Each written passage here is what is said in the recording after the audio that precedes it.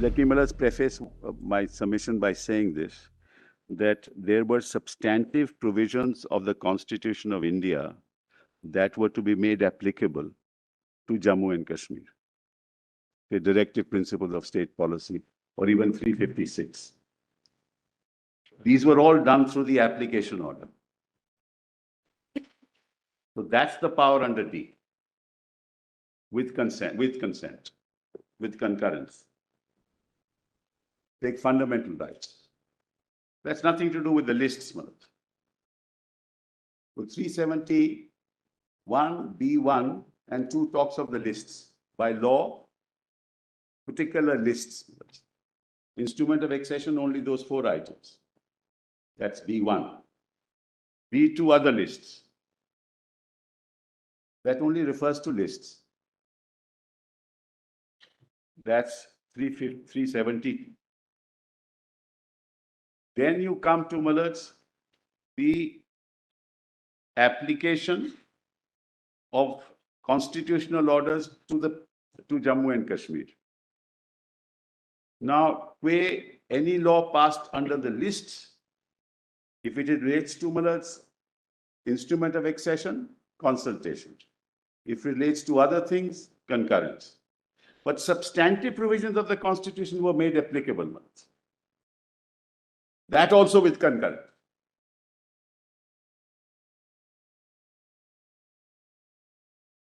And this was being done between 1951 and 1957, when the Constitution came into force.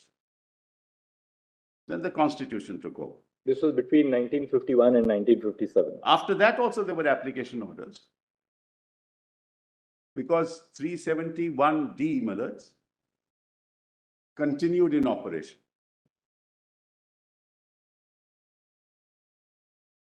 So that's why I want to show you the 1954 constitutional order, which superseded the 1950 order.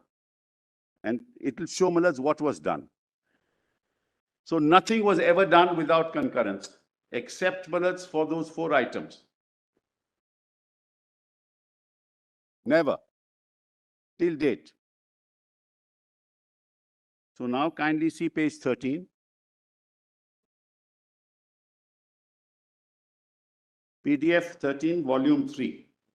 Documents, Mallards. Volume 3, PDF 13.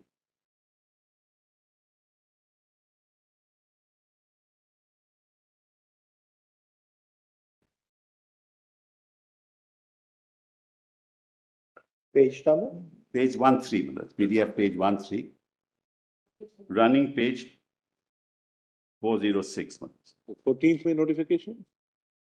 Yes, yes.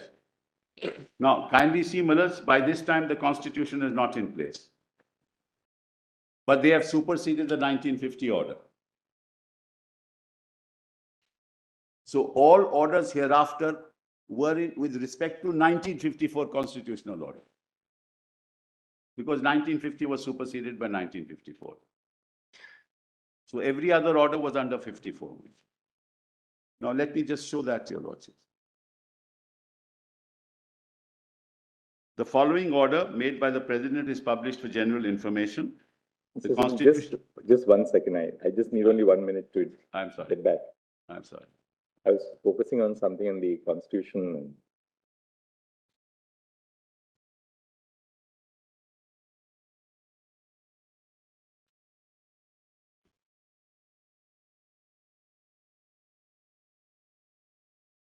Which volume would you? Volume, documents, volume 3, PDF page 13. Yes. Says the Constitution application to Jammu Kashmir Order 1954 in exercise of the powers conferred by Clause 1 of Article 370 of the Constitution, the President, with the concurrence of the government of the state of Jammu and Kashmir, is pleased to make the following order. The order may be called the Constitution Application to Jammu Kashmir Order 1954. It shall come into force on the 14th of May 1954 and shall thereupon supersede the Constitution Application to Jammu Kashmir Order 1950. Now see what happens thereafter. The provisions of the Constitution, which in addition to Article 1 and Article 370, because that's clause C, Malan,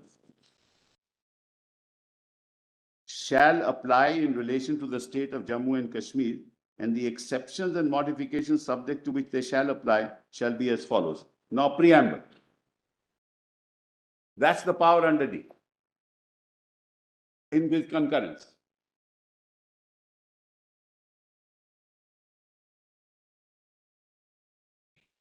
So, Malas, you see part 1 to Article 3, there shall be added the following further proviso. Provided further that no bill providing for increasing or diminishing the area of the state of Jammu and Kashmir or altering the name or boundary of that state shall be introduced in Parliament without the consent of the legislature of that state. Now, this is passed by the constitutional order applicable to Jammu and Kashmir. That's the solemn promise, Malas, that has been made, that you will not change the boundaries. And that's with concurrence. And that's exactly what they did, without concurrence.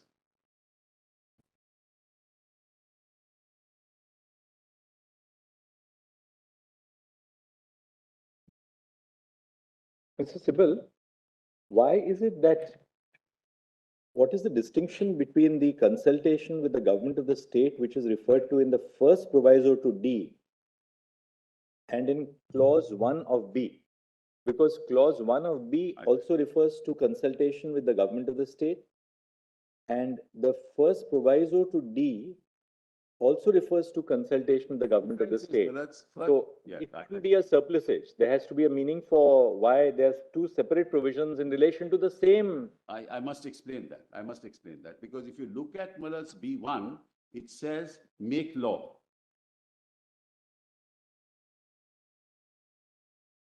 It's not in relation to the same thing. So it says make law with respect. So it only deals with the lists. If it comes to instrument of accession, those 4 items.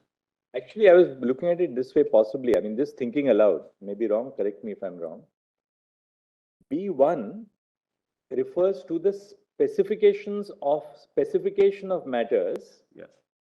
on which are covered by the instrument of accession, Yes.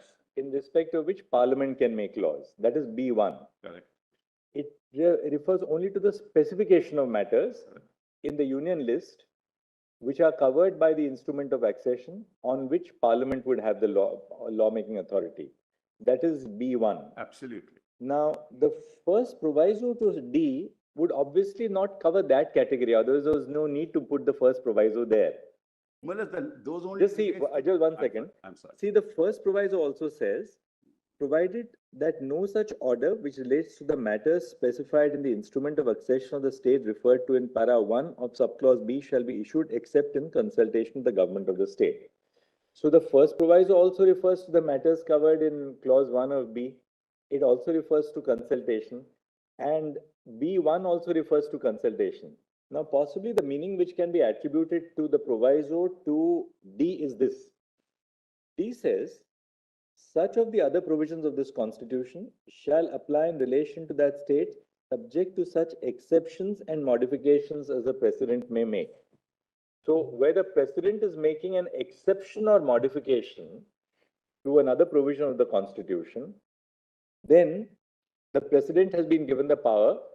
But what the proviso says is, the first proviso says that if the president is making a modification or adaptation in respect of a matter which is referred to in clause 1 of B, namely something covered by the instrument of accession, then you require consultation. The second proviso then says that no such order which relates to matters other than those referred to in the last paragraph will be made except with the concurrence. I was wondering, just thinking aloud, what D says is that if the president is making an exception or modification in the application of any provision of the constitution to the state of Jammu and Kashmir, then you require either a consultation, first proviso, or a concurrence in terms of the second proviso. right? Now, what happens if the president is not making any exception or modification at all? Does that require either a consultation or a concurrence? Yes, Manoj, according to me, yes, but let me explain. Because this adaptation order which you showed us, for instance, of 1954 makes modifications. Preamble will apply subject to these exceptions. Directive principles will apply subject to these exceptions. But what happens if the president is not making any exception or modification at all? Then do you require a consultation or modification in terms of clause D? May I, Manoj, then? Yes. On Manoj, since you're Yes. Now, Manoj, kindly look at B1 first for a minute. It says the power of parliament to make laws for the said state shall be limited to matters in the union list and in the concurrent list. It doesn't say anything more than that. It specifies the lists under which they can make laws. Which? Again, no, that's right. And they are not, the law has not yet been made. It's only the Are power. declared by the instrument of accession. Correct. So, Manoj, only the list, communication. Right. I'm not talking about, the law has not yet been made. No, no. So they are correlating the making of the law to the items in the lists. When it comes to the instrument of accession, it has those 4 items. When it comes to other matters, it is in the concurrent list, not in the state list. But they are not setting out, Manoj, what Now, laws to one very important thing is that clause B does not confer the power upon parliament to enact law for the state of Jammu and Kashmir. It limits it in certain respects. The power of parliament to enact law is under 245 and 246. 246 will not apply.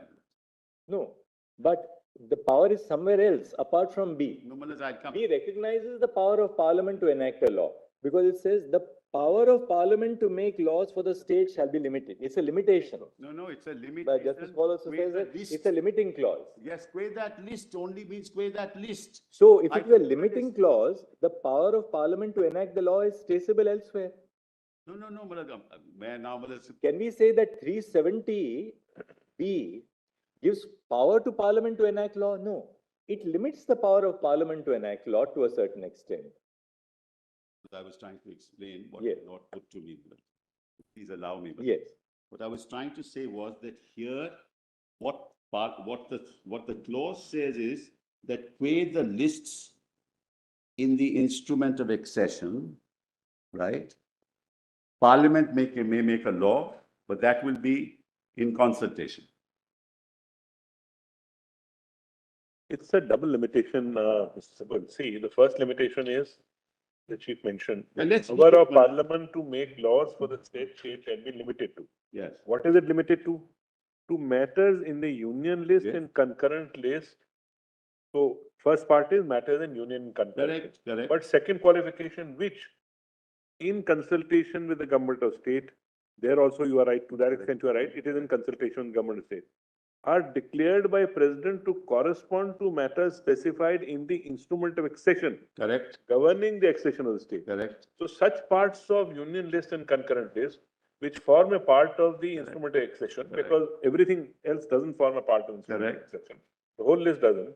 Right. To that extent, Parliament can enact Law. Parliament is limited to enacting laws in respect thereof in consultation with the government. Absolutely. Right. That's No, how I but read not, that's what I'm saying too. But they are not, at that moment, the law is not made. They are only saying the contours under which Parliament will enact a law. The contours with respect to instrument of accession are those 4 items: communications, defense, external affairs, and ancillary, which I showed to your lordship the schedule. When it comes to B2, the contours again of the items in the concurrent list over Parliament may make laws. Again, it doesn't say that law is made. It only delineates the contours. Therefore, I'm going to now distinguish it from D, Manoj. That's how I'm trying. Let's come to D. How would you? I'm just coming. Yeah. Then you come to see the provisions of 1 and of this article shall apply in relation to that state. That's not covered. That's not covered. Right. So that's Millard's 1 is integration into India. And Millard's, the other is Article 370. Now come to D. Such of the other provisions of this constitution. Now we are not talking about lists. Now we are not talking about lists. We're talking about preamble. We're talking about 356. we were talking about fundamental rights. Each of those orders require the concurrence of the state. I'll show that to your lordship. Here it is such of the other provisions of this constitution. 371B doesn't talk of any other provisions of this constitution. It talks of the instrument of accession and the concurrent list, the contours of the power. When you come to other provisions of the constitution, these may be made applicable. That's why the order. Now let's read it further. Such of the other provisions of this constitution shall apply in relation to the state, subject to such exceptions and modifications as the president may order set specify, not referred to 371B. There's no order, no question of order there. It's only the contour of the power. Now read, provided that no such order, that is no such order relating to D, which means provisions of the Constitution of India to apply to Jammu and Kashmir. No such order which relates to matters specified in the instrument of accession referred to in paragraph 1 of clause shall be issued. Kindly note the word issued. That's the difference between 371B and 371D. Because no orders are issued under 371B. That's the power to make law. That's only the contour of the power. Your lordship asked me the difference between the two. I'm just trying to advance an argument with respect to the difference. It's entirely different. Yes, much.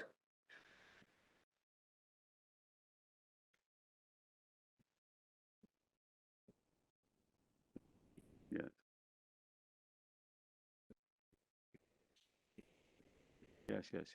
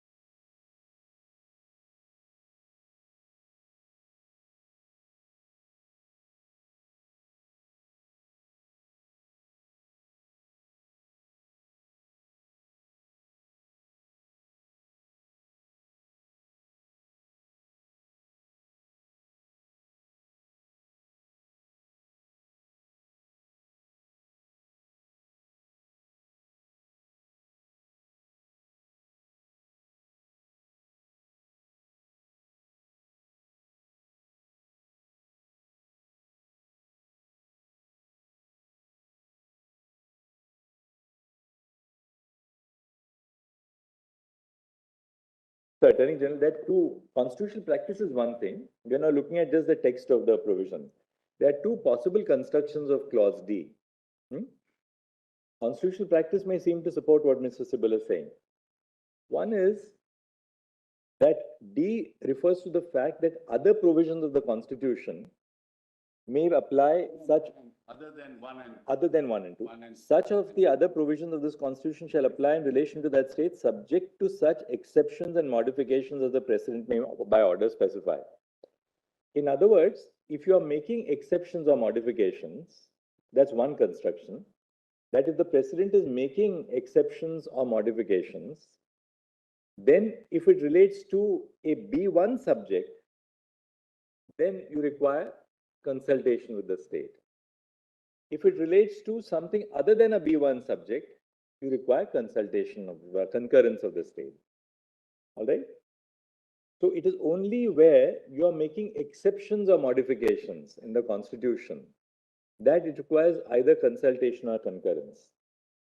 The other interpretation is that even if you are not making any exception or modification, but you are making some provision of the Constitution applicable to the state of Jammu and Kashmir, you still require either consultation or concurrence, even if you are just bodily lifting it and making it applicable without exception or modification.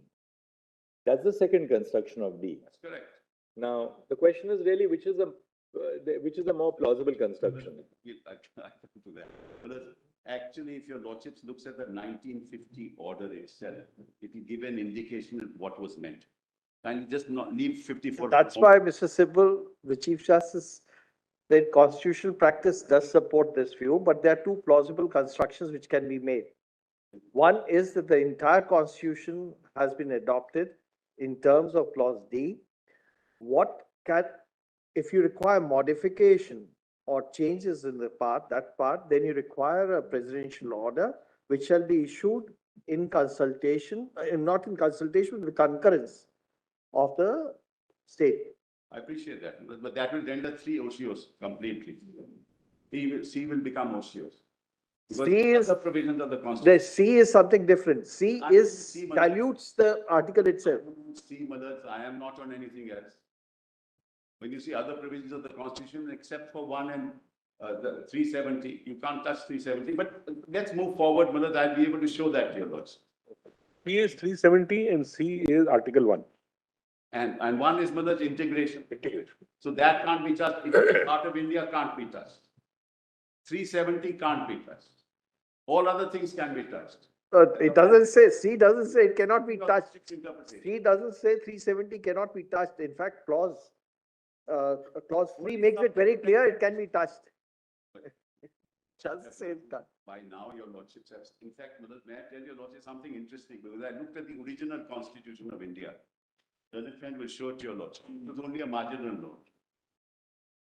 It's not the heading of 370. It's a marginal note, absolutely. No doubt about it. It's a marginal note. It's a marginal note. And your lordships have held in Keshavanam Bharti itself. Can't look at these notes. No, in the sense that a marginal note doesn't control the meaning of the text. C and 3, Article 3. You can't. A marginal note can't say it is temporary, therefore I read this in this fashion. Can't be done. Anyway, come to that one. Let me show you. It's Yes, very yes, fascinating. yes. But take a bit of time. Let's kindly come to 370 presidential order. That 1954 order. 1950. Let's have a look. 50. Same volumes.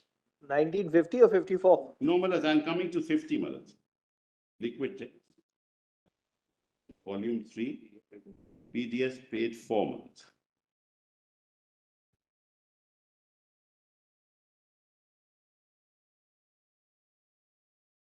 This is what you were reading is 13. No, No, that is the 54 order. I'm coming back to 1950 order, which was superseded by the 54 order. This is where? This is PDF 4 in the same volume. Malas. The other was on at 13. This is at 4. This is at 4. Yeah. Are you referring to CO number 10, Mr. Sibbal? Yes, absolutely.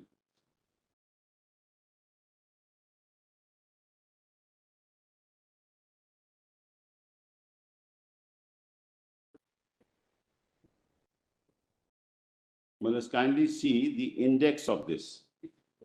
3 pages earlier. Yes. See what has happened here.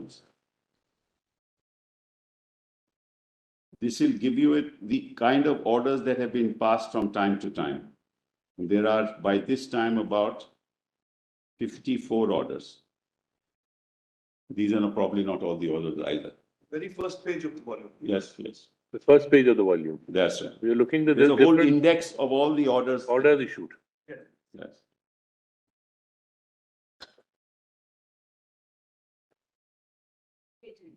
Serial number 1 was superseded by serial number 5. To specify.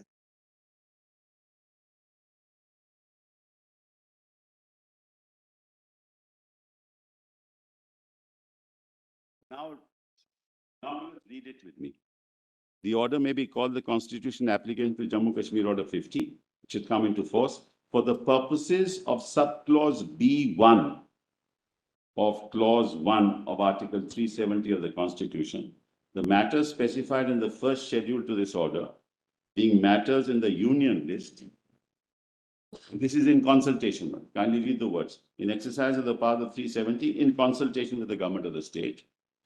For the purposes of B1 of clause 1 of 370, the matters specified in the first schedule to this order, being matters in the union list, are hereby declared to correspond to matters specified in the instrument of accession, governing the accession of the state of Jammu and Kashmir to the Dominion of India as the matter with regard to which the Dominion legislature may make laws for the state, and accordingly the power of Parliament to make laws for that state shall be limited to matters specified, which your lordship said is the limitation. Rightly said. Now come. In addition to the provisions of Article 1 and 370, again, of the Constitution, the only other provisions of the Constitution which shall apply in relation to the state of Jammu and Kashmir shall be those specified in the second schedule to this order, and shall so apply subject to the exceptions and modifications specified in the said schedule, and the modification of that all references to the said provisions shall be construed as reference to the Sadre. This is applicable to D.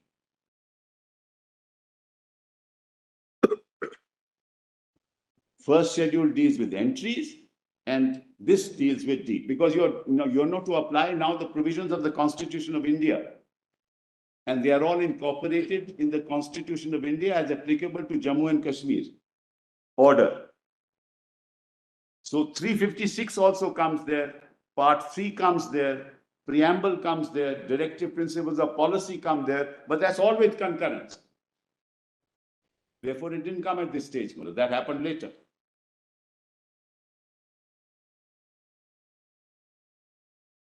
Then you went, then now kindly see the first schedule you have seen. These are those very entries that we were talking about. And kindly see the second schedule.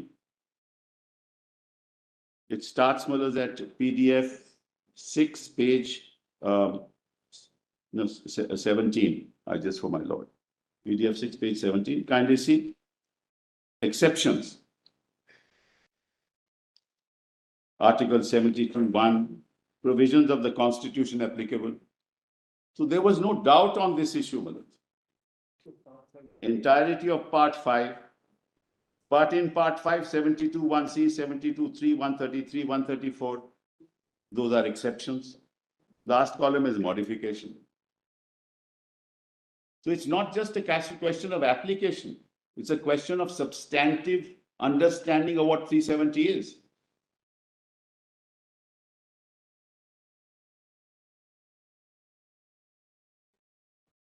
Even if you want to apply a provision without modification, you need consultation with respect to or concurrence. You can't. There is no third way of doing it. Yeah, that's excluded anyway. I said that we've given the examples.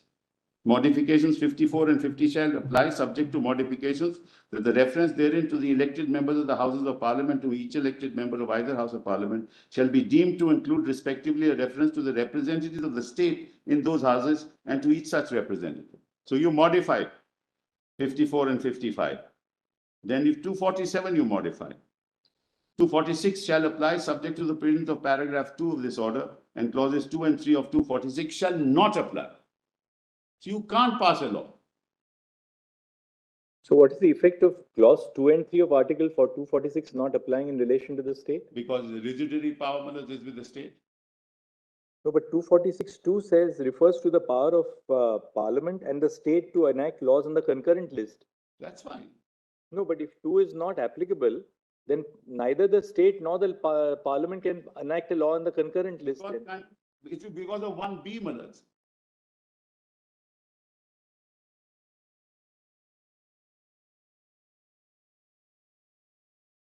It only tells you the methodology, Malaz, that's all. The point is, what my lord is putting to me is, the president can exercise powers under 370, dehors a modification. That's an exercise of plenary power. That's what my lord is putting to me. But Malaz, this clearly shows that even that exercise has to be done with concurrence. If it relates to the concurrent list, and consultation if it relates to instrument of accession, can't be done any other way. So it's not a matter of practice alone, it's the substantive interpretation of 370. Kindly see the first column, Malaz. All the articles apply. Part 9, Part 11, Part 12, Part 15, Part 16, Part 17, Part 19, Part 20, everything applies. But in those parts, there are exceptions and there are modifications. That's set out in the third column. Nobody disputes that. The whole part applies.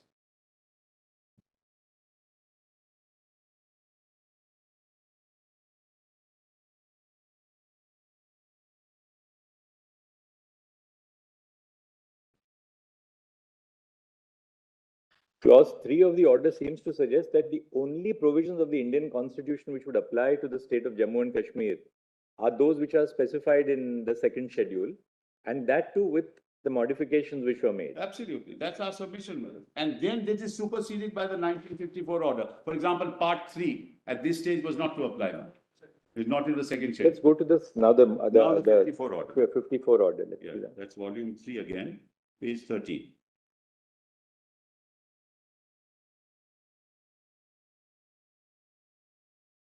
That's it. 13 PDF. Yes. Yes. In exercise of the powers, you also have that? So exercise of the powers conferred by clause 1 of 370, President with the concurrence of the government of the state of Jammu is pleased to make the following order. The order may be called the Constitution application to Jammu and Kashmir order. So, Malad, supposing the entire constitution was to be made applicable, Malad, it would require concurrence, no? Only some are applicable, some are not yet applicable. You will see that 356 comes later. 356 doesn't come at this stage. That would also require concurrence, and concurrence was taken. So any provision of the Constitution of India which relates to the concurrent list would be made applicable subject to the concurrence of the state government. Consultation and concurrence, instrument of accession and concurrent list. And Article 1 and 3 are out of it.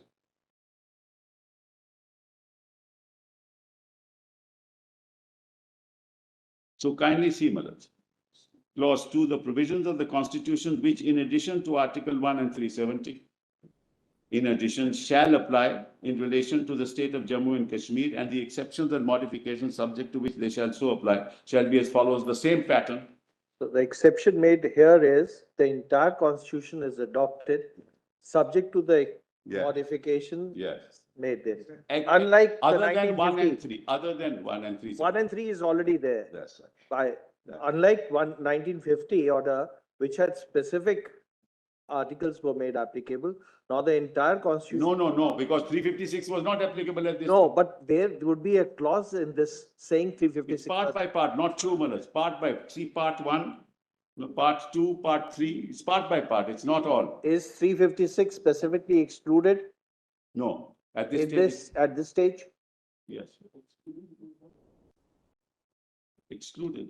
It would be excluded After at this. part five, you have part nine. Yes, come to page 15, 356 is excluded.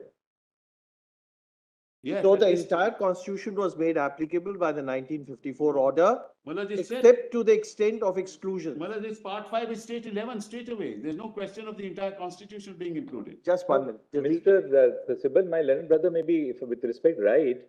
I'll tell you another reason. I'll give you another, just apropos what fell from brother Sanjiv Khanna.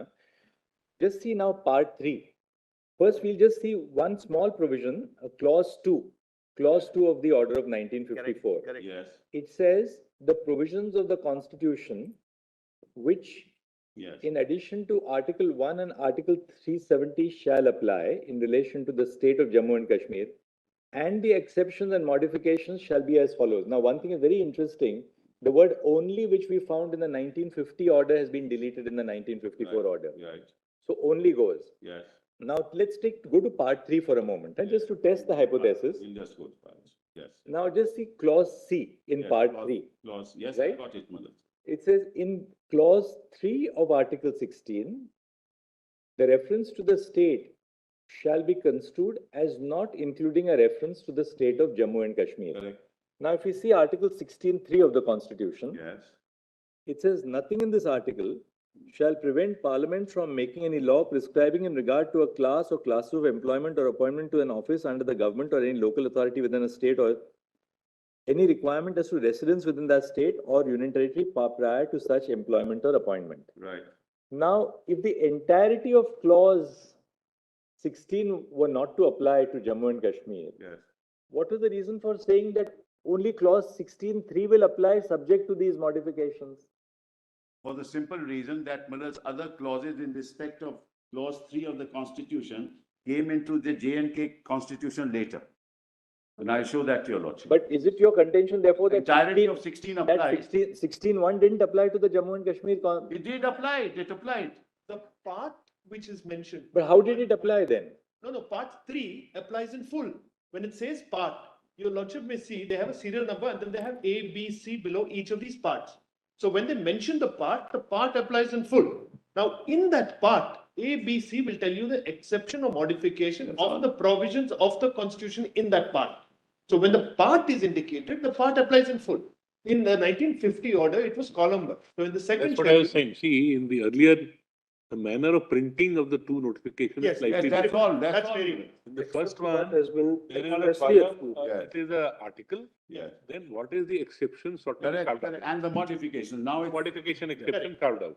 So now In it's. this, the way it is printed as I see it, Yes. when they say part 3, it means part 3 applies, but. But these exceptions and modifications. Column of modifications which were there Yes, are specified underneath it. that's Exactly. exactly what, That's it's exactly- nothing, no difference. Other than what has been explicitly excluded. Yes. The rest of the part 3 applies. That's correct, that's all that there is. That's all. Mr. Sibbal, Like I 16, think, 1 and 2 applies. Mr. Sibbal, just come to page number, internal page number, the first page, page 10 of the Page notification. 10, okay, The provisions of the constitution. yes. This means the entire provisions of the constitution.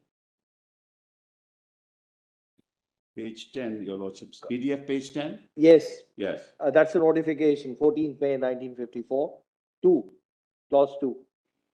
The page provisions. 13, not 10. 13 of the. Or page 13, Yes, yes, 13, yes, page yeah. 13, you're right. The provisions of the constitution, Yes. Yes, which in addition to Article 1 and 317, Article 317, Yes. because that's covered by yes, 3. yes, Now, the provisions of the constitution refers to the entire provisions of the constitution. correct, correct. Yes, Shall apply in relation to the state of Jammu and Kashmir, full stop. yes. Which, Second, the lordship second, has left the word out, which. yes, I'm aware of that. That second part says, the exceptions and modifications subject to which they shall also apply shall be as follows. Correct. So thereafter, the exceptions are carved out Yes. with regard to each part of the provision of the constitution, which are either not to be applicable or applicable with modification. Correct, correct. And if you go down, it specifically says 356 is excluded. Yeah. In case this was specific inclusion, they need not have specified 356 is excluded. Because by implication, 356, if not mentioned in the schedule, would have been excluded.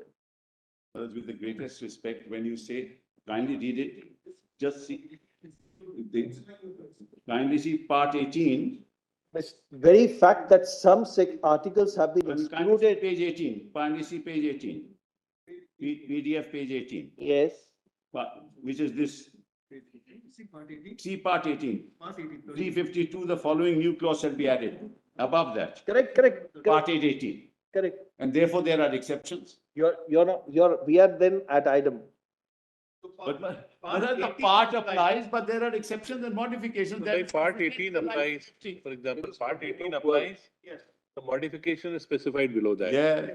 Then small clause B, 13, part 3, small. B. Therefore, there is no dispute on The that. entire constitution has been 356, applied. 357. They were accept what Exactly. So these three articles of part, Which shall apply shall be as follows. Will not agree. That's correct. Kindly see, and also it says the provisions which shall apply shall be as follows. Which shall apply? They are enumerating the provisions, that's all, Madam. the next after that is what are the modifications? Yes, Or what is omitted. So that's right. mostly they are modifications, but some are omissions. Yeah. For example, in part 19, if you see, Yes, I have it. Article 362 and 365 are omitted. Omitted, yes. 366 clause 21 will be omitted. Omitted, correct. Otherwise, the whole of part Will apply. 19, other than this will apply. That's right. The approach is instead of going provision by provision and enumerating 395, they went part by part. And they said this whole part applies subject to. But But ultimately. what about those parts which are not specified as parts? They don't apply. They don't apply. No, that is a problem. That's- I'm not sure you're right on that. You may not be right on that. We have, in fact, in volume 1, we have the Constitution of India as applicable to Jammu and Kashmir, which shows that this is how it was. Part 4 won't apply. No, not at this stage. Not at this stage. Part 3 did not apply till 1954. Preamble did not apply till 1954. That's exactly the way they proceeded. Well, that's the only. And this is significant. I think 15. PDF 15. no?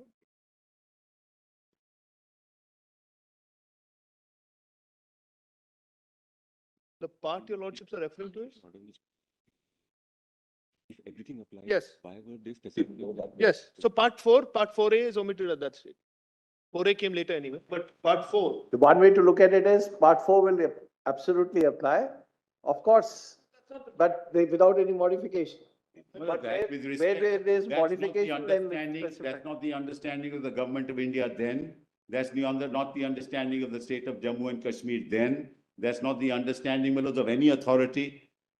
Then, Malad, now we are saying, no, that was all wrong. Actually, everything We're applies. not saying, we're just And they don't, discussing. and you don't need consent. Mr. Sibal, as I see it, Yes. every order Yes, extended different parts of the constitution that's right. to Jammu and Kashmir.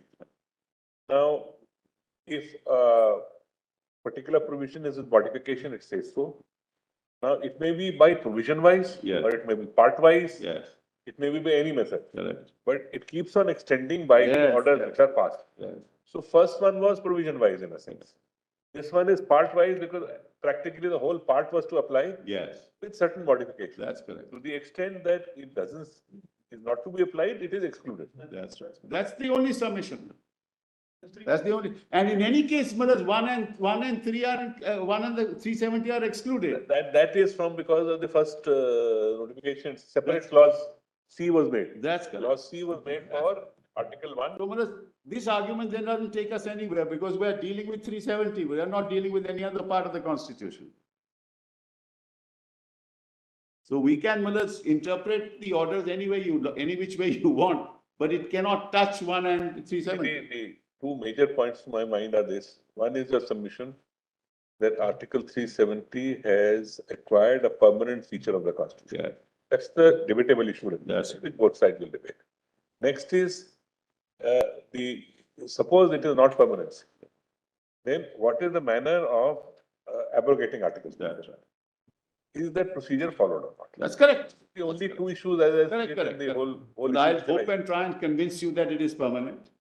I will try and convince you. I know, Malad, your lordship says it's debatable, and it is debatable. There's no doubt about So it. both things are debatable means both sides will argue this Yes, point out. it's really debatable. But I tell your lordship, Malad, why it is permanent. Malad, now, for the moment, Malad, because we have only dealt with the Constitution of India. Debate will also be on the second point. I look at a debate whether Of course. the procedure has been followed or not followed. They will say we followed the manner of abrogation. Absolutely. You will say not. Now, Malad, so far I've only referred to provisions of this Constitution.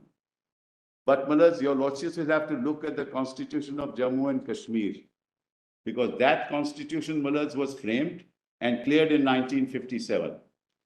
So, Malad, Parliament could only exercise, if it takes over under 356, declares an emergency, it can only exercise the powers of the legislature. That's what Bomai has said, and I take your lordship, you can't do anything more than that, right? Now let's look at the provisions of the J&K Constitution, which will give you an idea as to why it's permanent.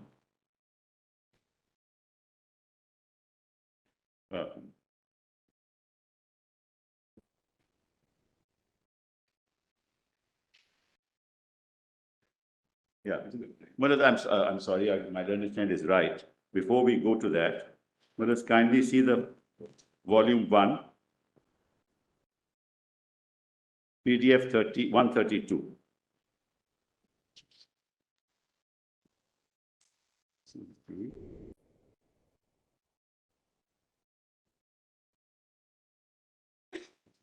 What date is this? You are wanting us to go to PDF 1 now. PDF is the date. Volume 1 page, Mr. Sibal. Manoj, volume 1, page 131. 132, Manoj.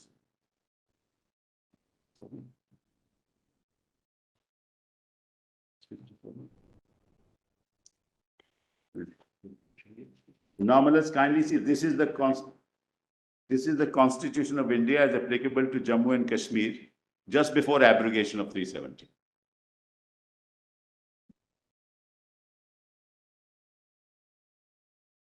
And you'll see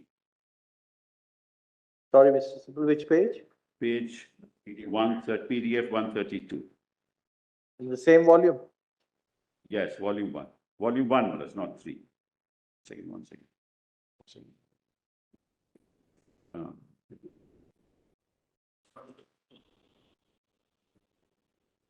Now, Manoj, your lordships will see the table of contents at page 43 first. Which page? You said 132, 43, which one? Sorry, 43 first. Manoj, it's a table of contents are set out. It will take a little longer to get to it. Sorry, Manoj, sorry about that. It's our fault, Manoj. We are prompting you. Page 46 or 43, 40. But the contents, volume 1, Yeah. looks somewhat like this. There's one The little Constitution improvement of which we have India. to make in our written submissions format. In fact, I'm just in the process of issuing a standard operating procedure for filing written submissions on all matters before CB, which is that the index should be hyperlinked. So that'll be much easier for all the Yes. lawyers and for us also. We go to the index and just click on the hyperlink there. 43 is what you are saying? Yes, Yeah. the index. 46 is the index. Yes. Now, kindly see, Manoj, Index actually see- starts earlier. Index starts from page 43. Yes, 43. 43. No, 43. Your lordship has that? Part 4 doesn't figure in it at all. Yes. And there's no order omitting it. This is which year? This is just before 370 was abrogated. It's taken from a book of 2016, but it's as it stood there. Now you see here, Manoj, after part 6, you have part 11.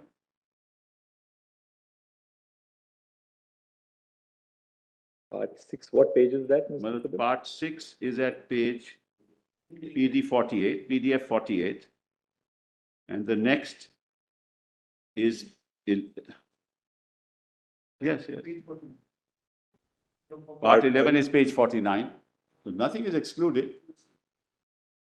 There's no specific provision.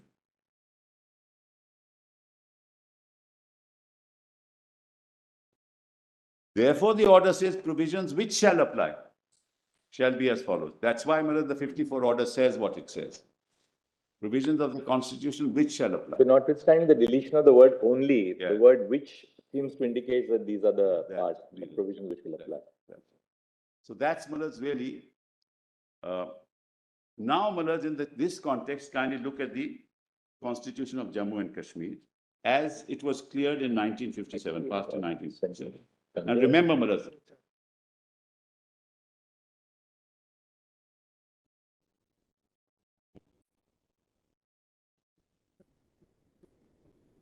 yes, right.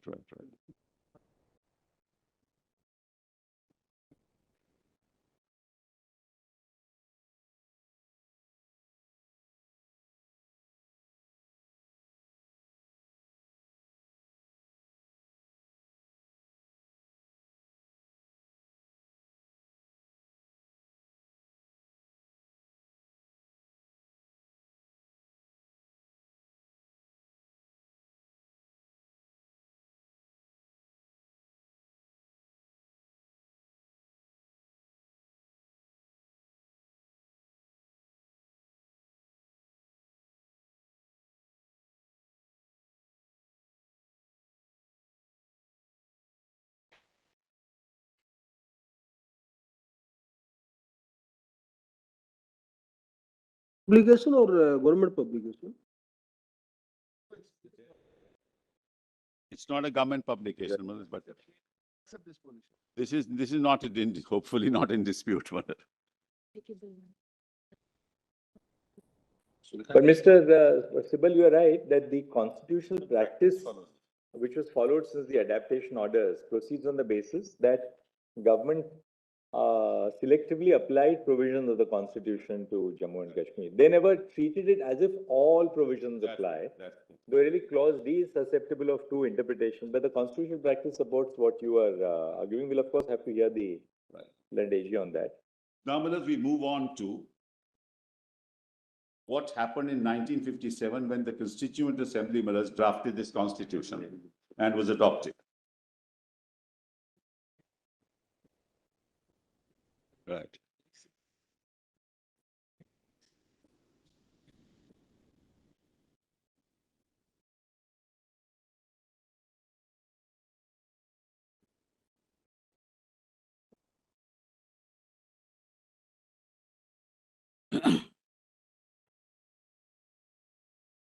And Millers, remember the 1954 order came when the Constituent Assembly was there. They had a choice. They could have said, no, we want. 57, what happens at 57? Let's see then. for Yeah, but I'm 57. just saying the Constituent Assembly was constituted in 1951, I think on the 10th of May, if I remember correctly. And then Millers, 54 order was passed.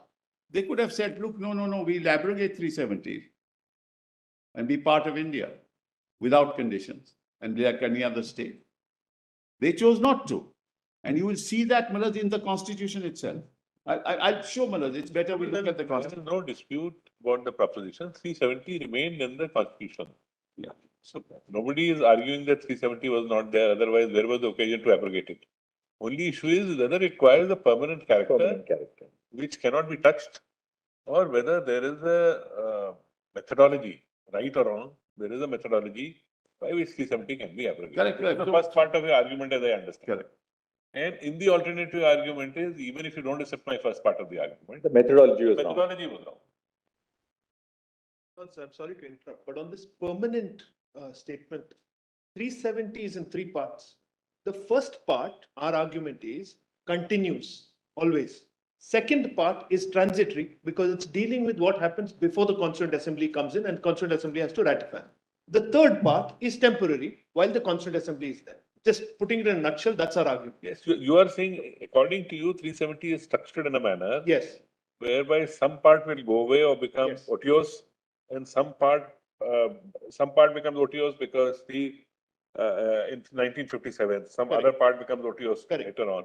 So you say one has a permanent feature. That is our The argument. we Constituent wanted. Assembly effectively had a choice to exercise three or to allow one to Till continue forever. 1957. Your argument is all these choices were available only till 1957. Yes, that's our. That is your argument.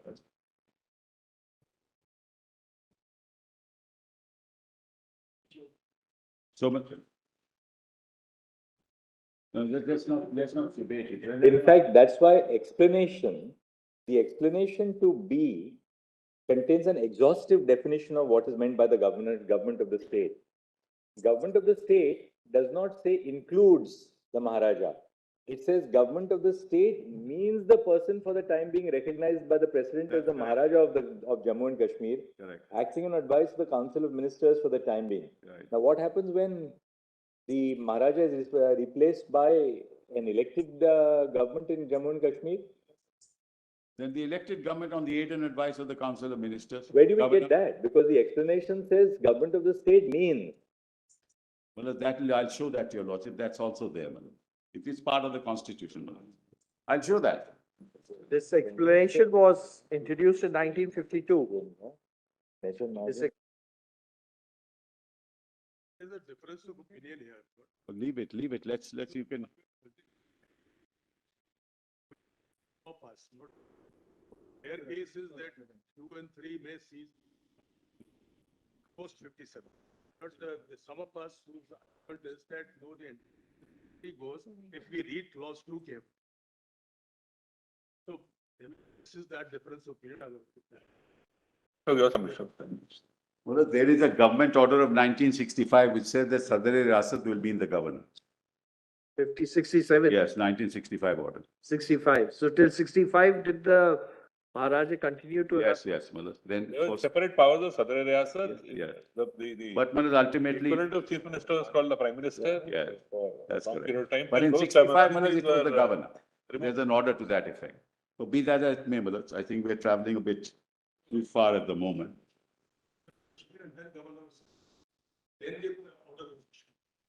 It's not anything that was done under the 70. JK Constitution.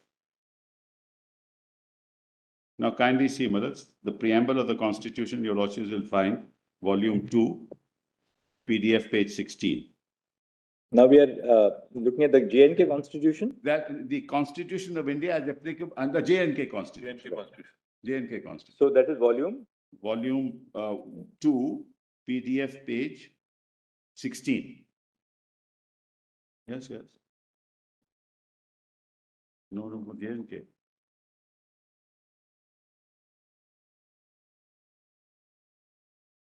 You want us to go to page 16 of the Page JNK 16.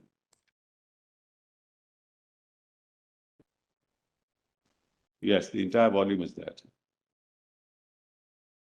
Lordship has the preamble.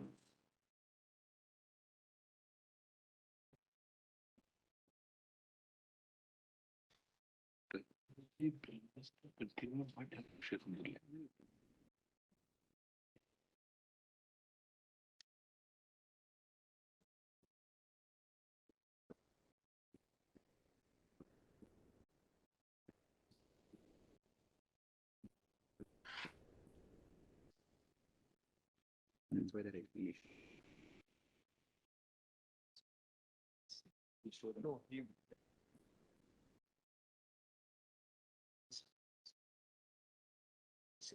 Till 65, still 65. There was an order in 65.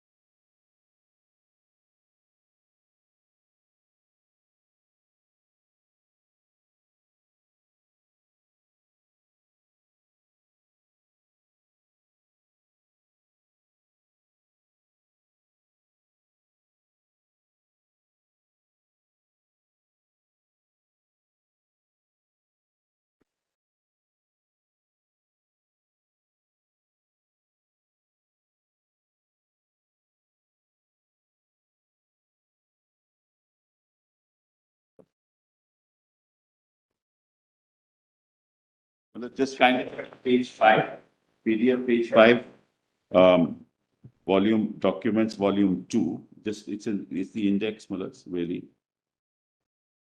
Right. Right. So you're referring to preamble at page 16.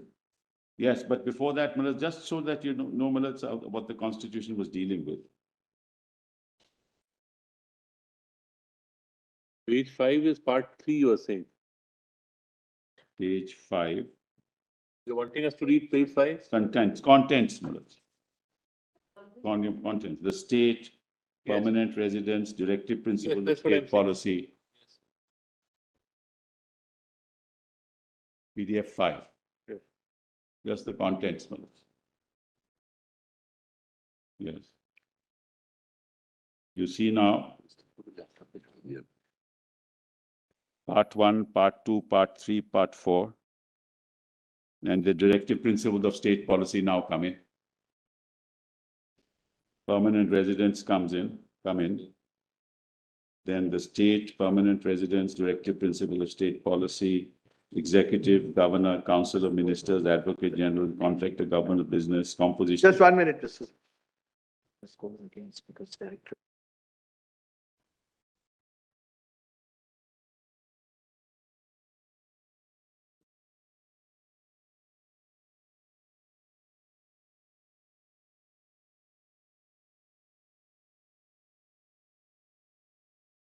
Officers of the state legislature, disqualification of members. It's really a replication of what the Constitution, our Constitution provided. Procedure for financial matters, legislative power, high court, subordinate courts, finance, property, public services, elections, amendment to the Constitution. This is very important. I show that to your lordships presently. And then the schedules, speaker, deputy speaker, and all that. Now kindly come with us to the preamble. PDF page 16. So, we the people of the state of Jammu and Kashmir. Now, the Constituent Assembly exercise its powers. Drafted the Constitution, adopted. We the people of the state of Jammu and Kashmir, having solemnly resolved in pursuance of the accession of the state to India, which took place on the 26th day of October 1947, to further define, this is important, to further define the existing relationship of the state with the Union of India as an integral part thereof. That's Article 1. And to secure to ourselves justice, social, economic, political, liberty of thought, expression, belief, faith, and worship, equality of status and of opportunity, and to promote among us all, fraternity, assuring the dignity of the individual and the unity of the nation. In our Constituent Assembly, this 17th day of November, 1956, do hereby adopt, enact, and give to ourselves this Constitution. Now kindly see the definition clause. In this Constitution, unless the context otherwise requires, the Constitution of India means the Constitution of India as applicable in relation to the state. Right? Then kindly come to Muller's Article 3, the state. Relationship of the state with the Union of India, the state of Jammu and Kashmir is and shall be an integral part of the Union of India.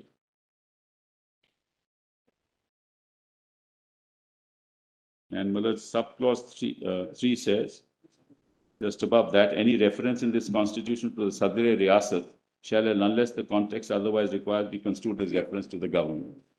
This is 1960, which my lord was asking that question. So, Mullah, it shall be an integral part of India. And then 5, Article 5, the executive and legislative power of the state extends to all matters except those with respect to which Parliament has power to make laws for the state under the provisions of the Constitution of India. Then, Mullahs, the issue of permanent residence is dealt with. We're not concerned with that so much. And then you come to 35, page 28, PDF 28.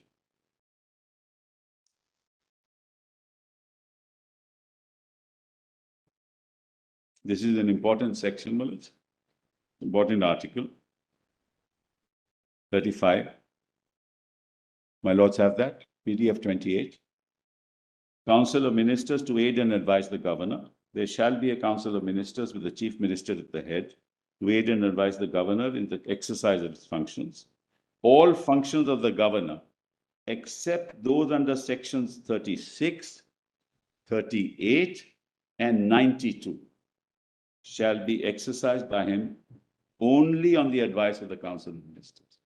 So other than 36, 38, and 92, Malaj, he will act on the aid and advice of the council of ministers. Now kindly come to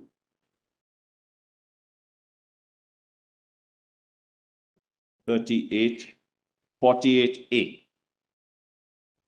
PDF page 33.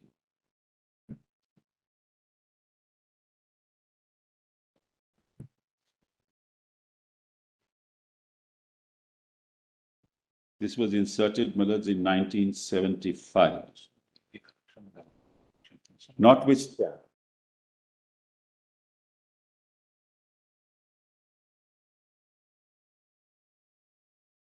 notwithstanding anything contained in this constitution, if upon the completion of a census, but before the final readjustment of territorial constituencies, the Legislative Assembly is dissolved prior to the expiry of its duration, and the governor is satisfied that holding of general elections without delay is necessary, he may, after consulting the Election Commission by notification, direct that the general election shall be held on the basis of the last preceding delimitation of territorial constituency. Then, let's page Article 53, page 37, PDF 37.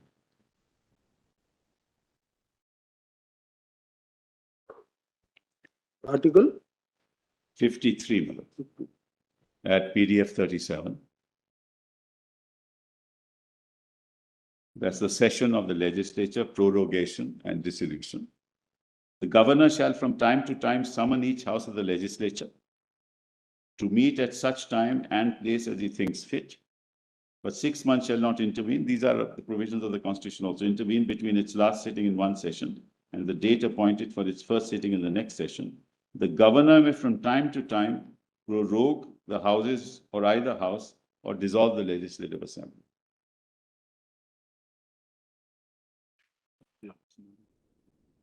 This he can only do it on the aid and advice of the Council of Ministers. It's not an exception because the exceptions are 36, 38, and 92. This is important because it really, the issue will arise because Malaj, there was no Council of Ministers when he did this, which is on the 21st of November, 2019. 2018.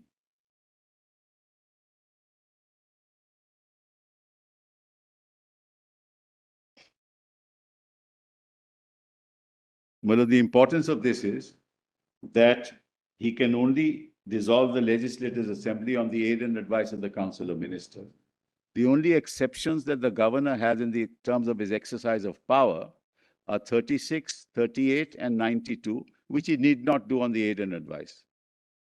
But under 53, he can't do it without the aid and advice, which is what he did. Well, I'll come to that later. Now, Malaj, 92, which is that exception. PDF page 59. This is a very unique power given to the governor of Jammu and Kashmir.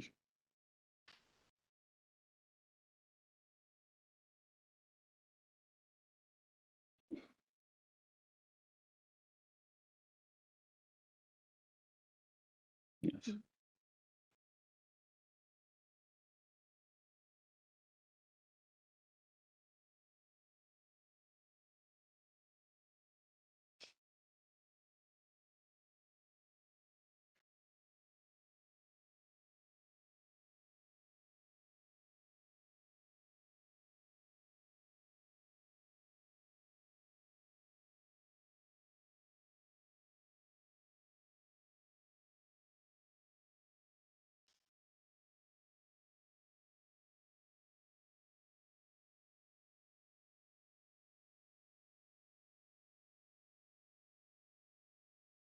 I was mentioning, Millet, as far as 53 is concerned, that power to dissolve the assembly would only be exercised on the aid and advice of the Council of Ministers. So when he dissolved the assembly on the 21st of November, 2018, he didn't do it on the aid and advice. And this governor's power has to be exercised in that fashion. The only exceptions are 36, 38, and 92. And I'm now reading 92 for your lordship. This is also a unique provision. Provisions in case of failure of the constitutional machinery in the state. This is PDF Mullahs 59. My lords have that. Does this call, Mullahs? The lordship have one? Page 50. 59, PDF 59, Article 92.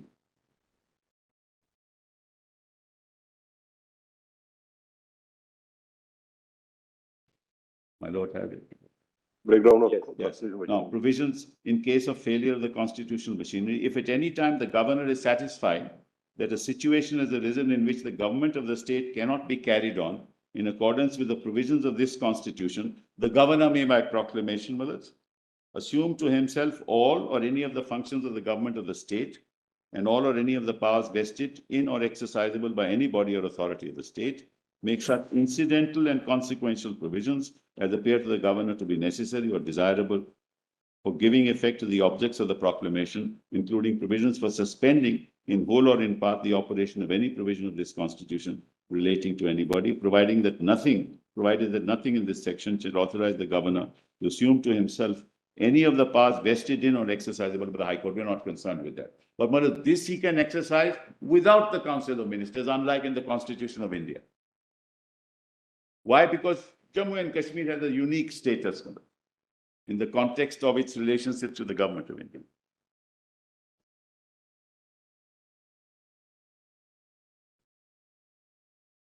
Yes. Huh? And Mullahs, clause 3 of this is important, that any such proclamation, whether varied under subsection 2 or not, shall, except where it is a proclamation revoking a previous proclamation, cease to operate on the expiration of 6 months from the date on which it was first issued. So, Mullahs, the proclamation was issued on November 21st, 2018, on 20th of June. It was to expire in 6 months' time, on 19th December. And Mullahs, he, on November 21st, he dissolved the assembly. And without reference to the Council of Ministers.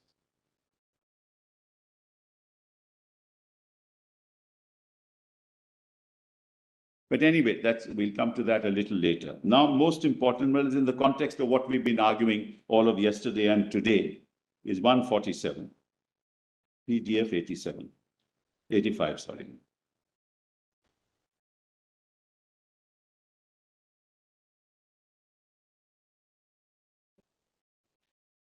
Oh, sorry.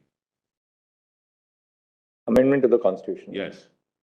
Mullahs, an amendment of this Constitution shall be initiated only by the introduction of a bill for the purpose in the Legislative Assembly, and when the bill is passed in each House by a majority of not less than 2/3 of the total membership of that House, it shall be presented to the Governor for his assent, and upon such assent being given to the bill, the Constitution shall stand amended in accordance with the terms of the bill. Provided that a bill providing for the abolition of the Legislative Council may be introduced in the Legislative Council and passed by it by a majority of the total membership of the Assembly and by a majority of not less than 2/3 of the members of the Assembly present and voting. Provided further that no bill or amendment, now this is important, provided further that no bill or amendment seeking to make any change in this section or the provisions of sections 3 and 5 or the provisions of the Constitution of India as applicable in relation to the state shall be introduced or moved in either house of the legislature. So, Mullahs, you cannot amend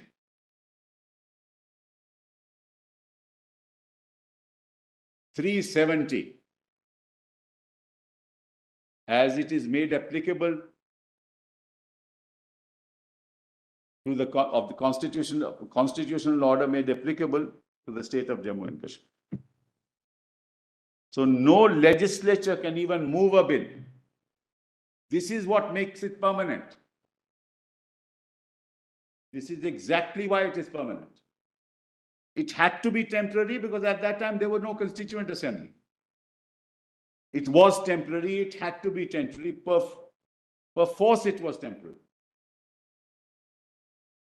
Even 3 cannot be amended. Section 3 cannot be amended. But can the permanency of Article 370 be a consequence which follows from the Constitution of Jammu and Kashmir? No, it's made applicable to Jammu and Kashmir by an application order. No, but you're saying that this provision, Yes. Article 147 of the J&K Constitution, Yes. makes Article 370 permanent. Can the permanency of the Indian Yes, Constitution? because, brothers, kindly see, the 370 was made applicable to the state of Jammu and Kashmir by an application order. 373, brothers, kindly. Subclause 3 gives powers to the Constituent Assembly, no? Those powers clearly Those- doesn't have. That legislature doesn't have those powers. Ultimately, what happens is when you impose Article 356, you took over the powers of the legislature. Under which power did they exercise that right?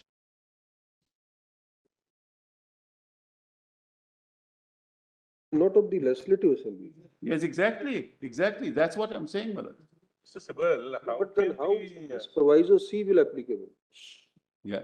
how can, you are saying Article 147 gives the permanency to Article 370? Because the Constituent Assembly, I'm sorry, I shouldn't interrupt you, Lord.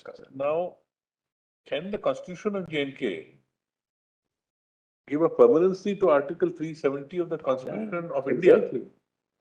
But that's all we are saying is that the Legislative Assembly does not have the power under 370 subclause 3. That's all that I'm saying, nothing more than that. What you are saying is Legislative Assembly cannot exercise the power under the proviso to Yes, clause 3 yes. of Article So what, 370. then That's what, not- that's why they did, they converted the Legislative Assembly into the Constituent Assembly. That's what they did, Malaj. This is what is shocking. The lighter side, the Parliament did it. I'm sorry? On the lighter side, the Parliament did it. Yes. So Parliament converted itself into the Constituent Assembly of the state. I mean, it's unheard of. Yes, no means, but we'll show it. We'll show it. We'll demonstrate that. At the moment, all I'm saying is, Millers, you cannot exercise, the legislature cannot exercise powers to amend 373. Yes, even some other body takes over those powers, that only powers can be exercised is the powers of the legislature, nothing more than that. That's the whole scheme of 356 is if you take over. The Parliament can do it or not. Yeah, well, Parliament exercises the powers of the legislature under 356. It can't exercise any other power.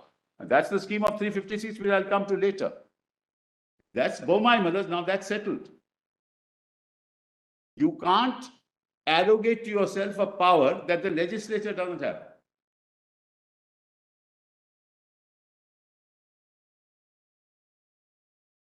That's why there's an interplay between the Constitution of India, the constitution orders applicable to the state of Jammu and Kashmir, and the Constitution of Jammu and Kashmir and 370 itself. That's what you flagged in the beginning when you began your speech.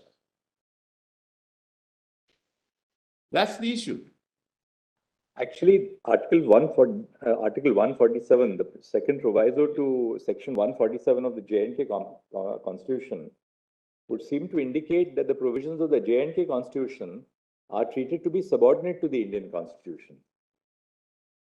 Which is why no amendment in the relationship of the Indian Constitution and its application to the state can be introduced in the state legislature. The state legislature cannot change that relationship. Correct, but I'm not disputing that. It is the legislature cannot introduce a bill to that effect. And what's the procedure? Only under 370. It's only under 370, Manoj. But this is in that sense a subordinate instrument in its application to Manoj, the it's- relationship it's a to the subordinate- Constitution of India. Manoj, kindly see, one second, kindly see, just 1 minute. Kindly see the Constituent Assembly has now framed the Constitution. The Constituent Assembly has not exercised the power that it had, Manoj, to abrogate 370. In that process, the Constituent Assembly, when drafting the Constitution, decided that nobody can change that status. The legislature cannot change that status. Now, whether Parliament on its own can change that status is a separate issue, but the legislature cannot change that status. That's the element of permanency as far as the legislature is concerned. Let me put it that way. The legislature has no authority to change the relationship between. That's correct. That's what Legislature you're cannot saying. change. Why? Because this is not a temporary provision. Come to that. That's clear, Manoj.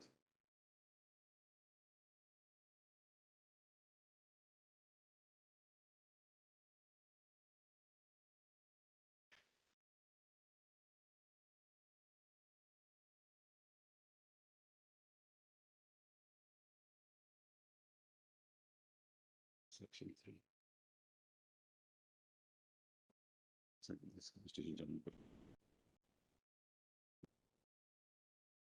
Same thing.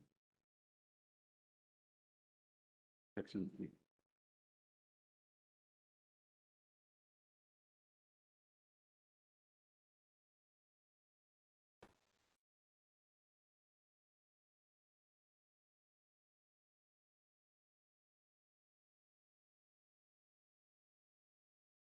The Legislative Assembly also can't touch below the provisions that the state of Jammu and Kashmir and shall be an integral part of India.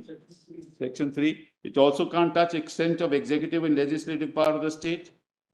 Can't touch that. And it can't touch 370.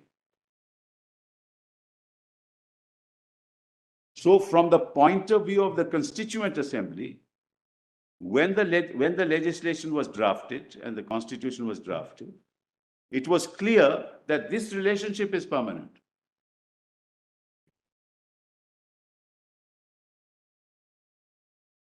Just one question, the proviso to Article 147 of the J&K Constitution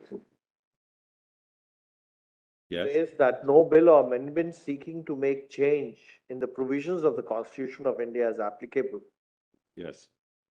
in relation to a state Yes. means a change in the Constitution of India. Whereas, as per clause 3 of Article 370, it's not the amendment which is applicable. As per that, it's the consent or the consultation or the, Recommendation.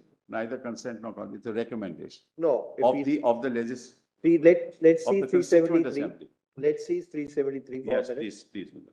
So really speaking, under 147 may have no application as far as, because you're not seeking to amend 370, but enforce 370. Let's assume, for the time being, substitute the words Constituent Assembly for Legislative Assembly. On the recommendation, Yeah. let's assume so. Let's Substitute. You're right, Correct. recommendation. correct. Let's substitute that word, provided that the recommendation of the Legislative Assembly for the state referred to shall be necessary before the President issues such notification. Yeah. So really, 147 will not be applicable in case the state legislature makes that recommendation. No, but let's kindly see what 147 says is the provisions of the Constitution of But India you're not as amending applicable in the relation to the state. You're not amending the Constitution. You're not amending this Constitution of India. For the time being, let's read as it is, because what is barred under the proviso to 147 is amendment seeking to make a change in the provisions of the Constitution of India. As applicable in relation to the state. As it applicable in Which relation is, to the which is state. why 370 is incorporated, Malad, in the Constitution of Jammu and Kashmir. As it stood then, that's the application order. So We're not talking about the Constitution of India here. Sibal, doesn't it, I'm just thinking aloud, Yes. does it not mean that the proviso, the implication is that once the provisions of the Constitution of India are made applicable by different orders, Yes. you through an amendment cannot That's all deactivate that it. we are saying. Nothing You more. can deactivate a provision which has already been applied to the Yes, Constitution that's all that we are saying. of, Nothing more than that. We're not amending the Constitution of India. We're amending the constitutional order applicable to the state of Jammu and Kashmir, which makes 370 applicable. And it can't even be moved in the House.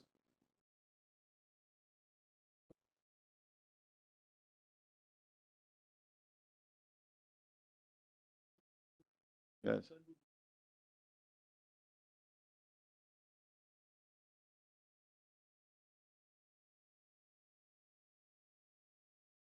And if it can't be moved in the, it can't even move the bill. It can't be moved in Parliament. as I see it, it's that you can't go back. Suppose after consultation, the CO has been issued, order has been issued, notification has been issued, certain provisions of the Constitution have been made applicable. Yes.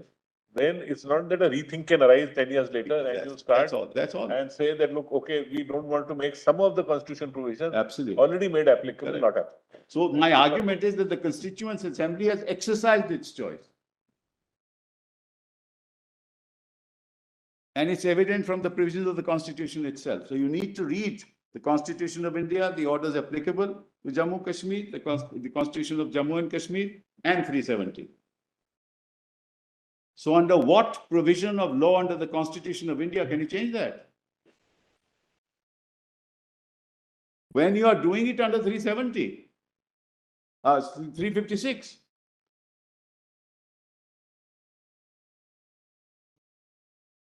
So now, Malaj, this is now the lay of the land as far as this is concerned. Now I want to take your lordships to the judgment of the Supreme Court, Malaj, of this court in the power of the constituent Keshav Nand, Malaj. Volume. This is it. T. No. When I come here.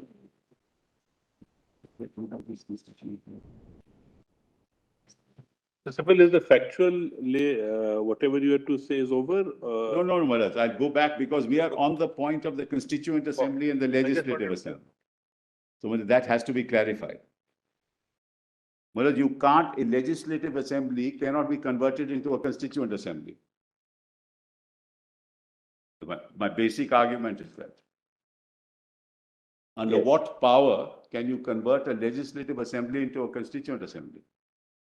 Which is that power? As a matter of fact, Praja Sabha was turned into a constituent assembly, 1951. Well, there was a direct election, I believe, at that point in time.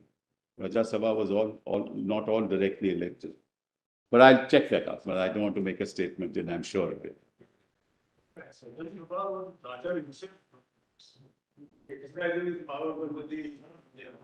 No, there was not. I mean, I don't want to give an answer without being sure of it. Unless you are sure about it. That's right, I always hesitate to do that. My learned friends are far more,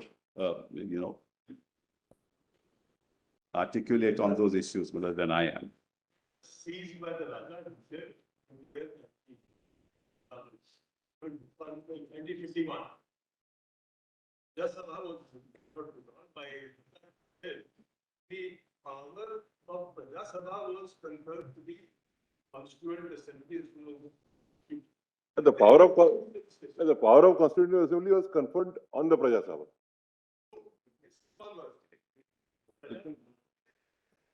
According to me, and I'll give that date, why should I say anything? The Constituent Assembly was directly elected in Jammu and Kashmir, but I don't want to, I must be sure of it before I say that. I know it says that Constituent Assembly consisting of representatives of the people elected on the basis of adult franchise shall be constituted forthwith for the purpose of framing a constitution. So I was aware of it, but I was not sure where it was. I just wanted to mention. unlike us, we were indirectly elected, our constituent assembly. Anyway, let's kindly have a look at Keshavnand Bharati. This is volume 15. Volume 15 of Yes, that's a good idea. Case Law Compilation, PDF 236. Actually, 235. I'll start with paragraph 537.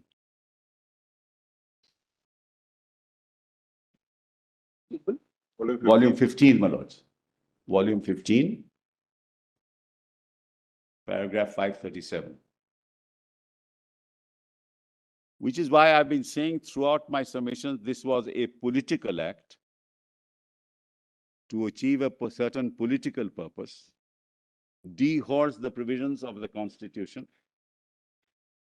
Page, my lords, 235, paragraph 537. We've got it on the screen as well. Yeah. Sorry, Mr. Sibal, sorry. I just wanted to answer my Lord Justice Gavai's question. I just sought to be unmuted. My Lord, there was a proclamation by Yuvraj Karan Singh for constituting the Constituent Assembly on 20th April 51. It was elected by adult suffrage. This was convened on the 31st of October 1951, its first sitting, and my Lord, it concluded its work on the 17th November 56, when it decided to adopt the Constitution on the 26th of January 57. That's correct. On this page, para 537 of PDF 235. Whose judgment is this? This is Malad's Justice Shellett and Grover.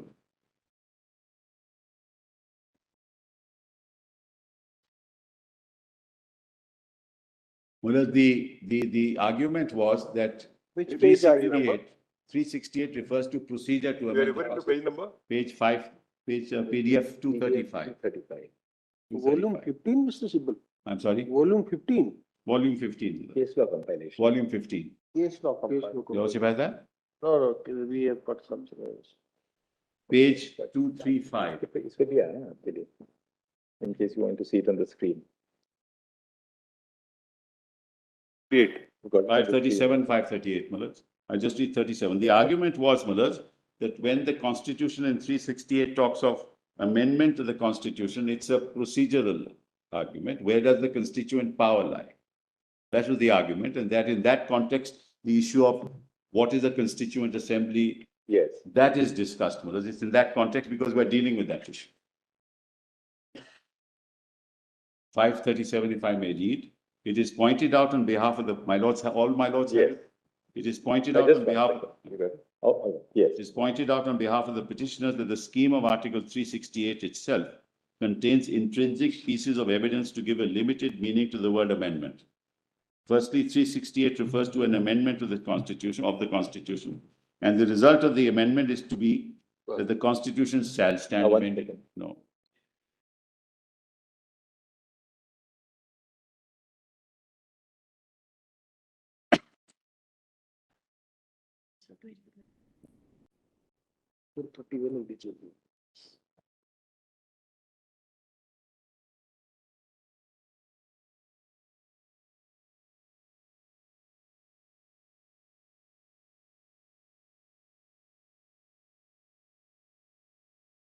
Yes, 235.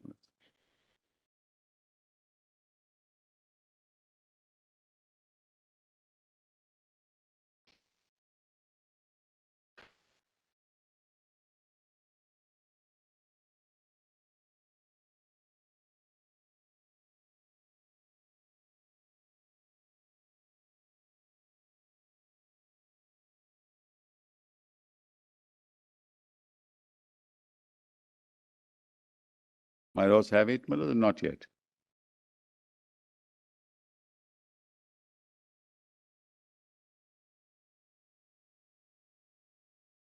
No problem.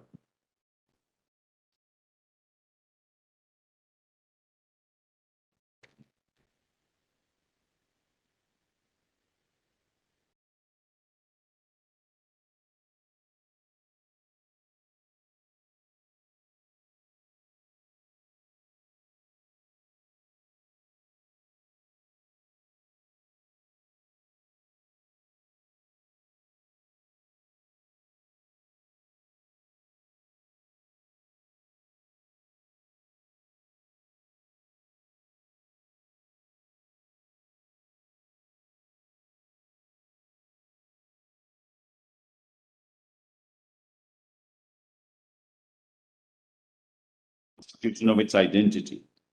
The amending power is conferred on the two houses of parliament, whose identity is clearly established by the provisions of the constitution.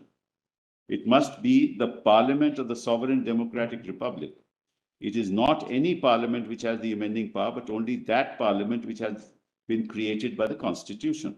In other words, it must continue to be the parliament of a sovereign and democratic republic. The institution of states must continue to exist in order that they may continue to be associated with the amending power in the cases falling under the proviso. If the respondents are right, the proviso can be completely deleted, since Article 368 can be amended. This would be wholly contrary to the scheme of Article 368 itself. Scheme of 68, because two agencies are provided for amending the provisions covered by the proviso. One agency cannot destroy the other by the very exercise of the amending power. The effect of limitless amending power in relation to amendment of Article 368 cannot be conducive to the survival of the Constitution because the amending power can itself be taken away, and the Constitution can be made literally unamendable by virtually unamendable by providing for an impossible majority. While examining the above contentions, it is necessary to consider the claim of the respondents that the amending power under 368 has the full constituent power.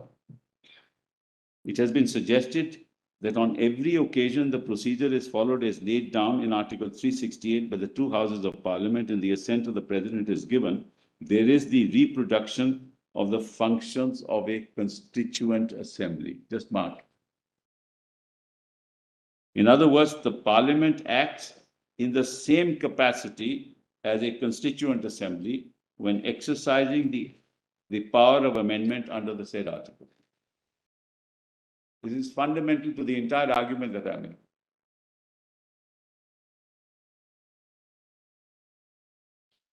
In other words, Parliament acts in the same capacity as a constituent assembly when exercising the power of amendment under the said article. This argument does not take stock of the admission made on behalf of the respondents that the entire Constitution cannot be repealed or abrogated by the amending power. Indisputably, a constituent assembly specially convened for the purpose would have the power to completely revise, repeal, or abrogate the Constitution. That shows that the amending power under 368 cannot have the same powers as a constituent assembly. Even assuming that there is a reference on the nature of the power being enacted between enacting a law and making an amendment, both the powers are derived from the Constitution. The amending power has been created by the Constitution itself. It can only exercise those powers with which it has been invested. And if that power has limits, it can be exercised only within those limits. So you have a clear distinction between the exercise of constituent power and the exercise of legislative power, which is what I said in the beginning to your lordships. Parliament, while enacting a law, functions within the contours of the Constitution. A constituent assembly has no constitution in place. It has every right to do what it likes till such time as the Constitution is framed. So at no point in time in law can a legislative assembly be converted into a constituent assembly as a matter of law.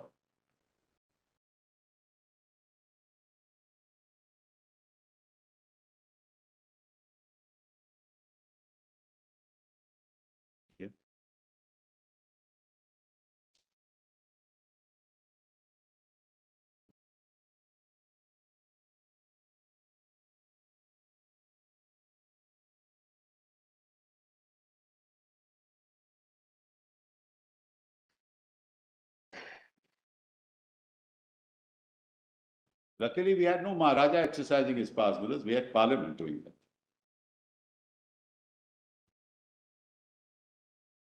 And Now, even when Parliament amends the Constitution, yes, it's not exercising powers as a constituent assembly. that's correct. It may be exercising a constituent power, That's correct. the power to amend, but because it's a power which is restricted, You are subservient to the constitution. That's right. And therefore, you're bound by the provisions of the constitution, by virtue of which your power to amend the constitution is circumscribed. That's what I'd said at the outset, Mullahs. That has been my submission throughout. Now, the next paragraph, Mullahs, is paragraph 620. This is at PDF page 273.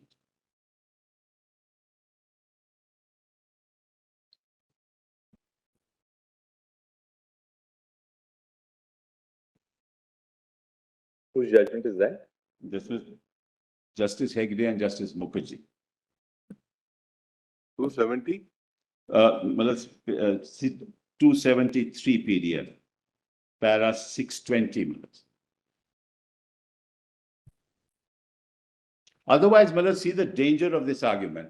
Tomorrow, Mullahs, Parliament says that we are the Constituent Assembly. They can do away with basic structure. Dr. Ambedkar also spoke about it in his speech on 25th of November, 1949. I'm sorry, but I didn't get your note. Dr. Ambedkar, Yes, while presenting the final draft yes, on 25th of November 1949, yes, also spoke about this aspect yes, yes. in his Yes, I concluding think speech. we have it, I think.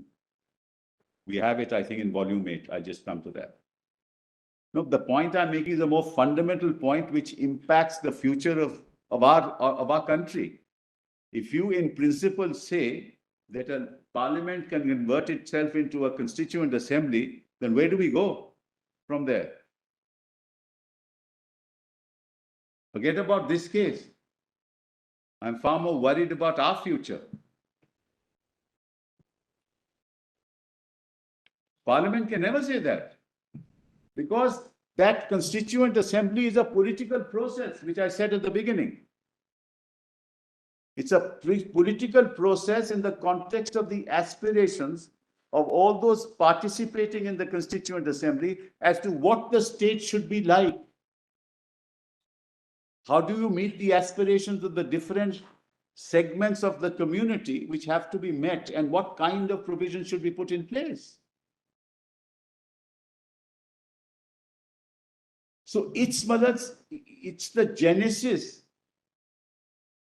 of the politics of the day, which determines what kind of constitution we want. Which is why, when you talk about diversity, when you talk about minorities, we talk about Dalits, we talk in our constitution, what were we faced with? In 1947, what were we faced with? We were faced with a situation where disparate communities, diverse communities, different religions, different races, came together to be part of the Union of India, and their aspirations had to be met. So you had provisions for the Dalits, you have provisions for the minorities, you had provisions dealing with reservations, the scheduled castes, the scheduled tribes. That's a political process. That's why our constitution is what it is. Unlike, as I told, in Europe, it was an entirely different process. Here it was an amalgamation of colors to be united as one, which is the Tiranga. That's what it is. You can't convert a legislative assembly into that process. But equally, Mr. Sibal, to completely divorce the power of amendment from the political process inherent in the amending power, Yes, of course. would not be appropriate, because there's no strict dichotomy in that sense between the exercise of the constituent power itself being traceable to the political process and the power of a constituent assembly being entirely political in its nature. The constituent power itself of parliament to amend the constitution is a political power. I agree entirely. Absolutely right. We're not saying you can't amend, because it's not our case. You can. But when parliament amends according to you, it is not exercising the powers of a constituent assembly. That's all that I'm saying.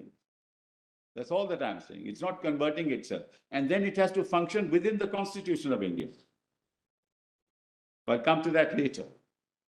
We're at a stage, Mullahs, where a CO is issued. The constituent assembly is untrammeled. That's right.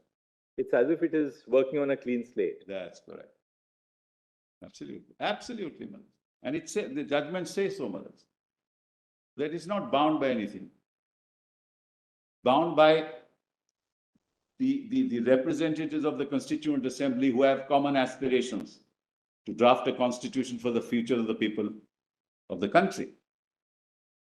Which is why diversity, protection are fundamental to our constitution. For this reason, this very reason. So you want to take away that, that's very dangerous.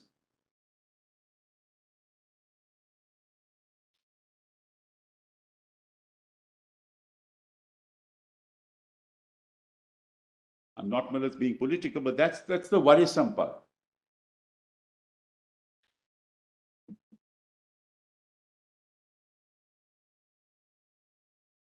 I read 620 minutes. 20. Now, coming back to Article 368, it may be noted that it has three components. Firstly, it deals with the amendment of the Constitution. Secondly, it designates the body or bodies which can amend the Constitution. And lastly, it prescribes the form and the manner in which the amendment of the Constitution can be effected. The article does not expressly confer power to amend. The power is necessarily implied in the article.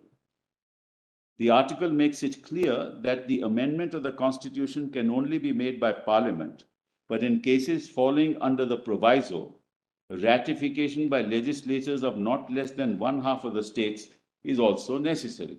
Normally, if you read the proviso, if you don't have the ratification, there'll be no amendment. You can't wish away the proviso. That article stipulates various things. To start with, the amendment of the Constitution must be initiated only by the introduction of a bill for that purpose in either House of Parliament. It must then be passed in each House by a majority of the total membership of that House, and by a majority of not less than 2/3 of the members of that House present and voting. And if the amendment seeks to make any change in the provisions mentioned in the proviso, it must be ratified by not less than one half of the state legislatures. Thereafter, it should be presented to the President for his assent. It further says that upon such assent being given to the bill, the Constitution shall stand amended in accordance with the terms of the bill. To restate the position, Article 368 deals with the amendment of the Constitution. The article contains both the power and the procedure for amending the Constitution. No undue importance should be attached to the marginal note which says procedure for amendment of the Constitution. Marginal note plays a very little part in the construction of a statutory provision. It should have much less importance in construing a constitutional provision. So, Mullahs, when your lordships talk about temporary mullahs, really you have to look at the Constitution.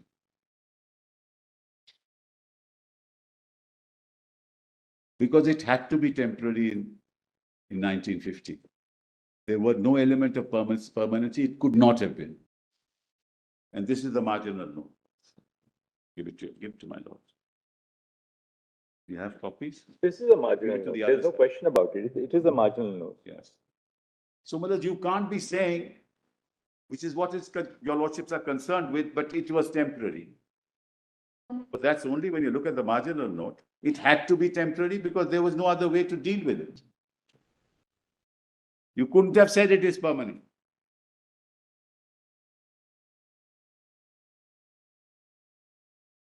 There's no doubt still about the fact that this forms a part of Part 21 of the Constitution, which still deals with temporary and But those special are provisions. I'm not disputing that. These are all different provisions, Mullahs. They've all been clubbed together in Part 21. That's correct. But we looked at it in the context of, Mullahs, what was going to happen in the northeastern regions.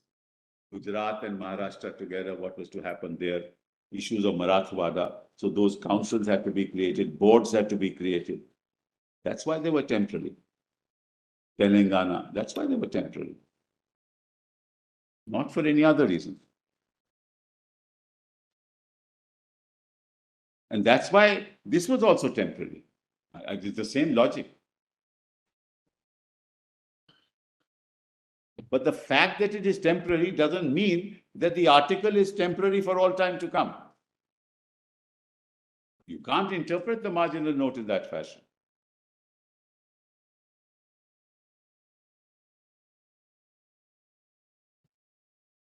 So the language of 368 to our mind is, I'm sorry. 317. It is actually good. Did they actually they put क्या उन्होंने?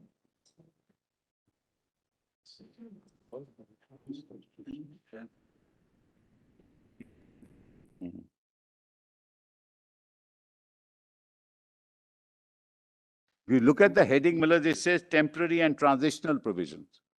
So 2 is temporary and 2 is transitional and 3 is temporary.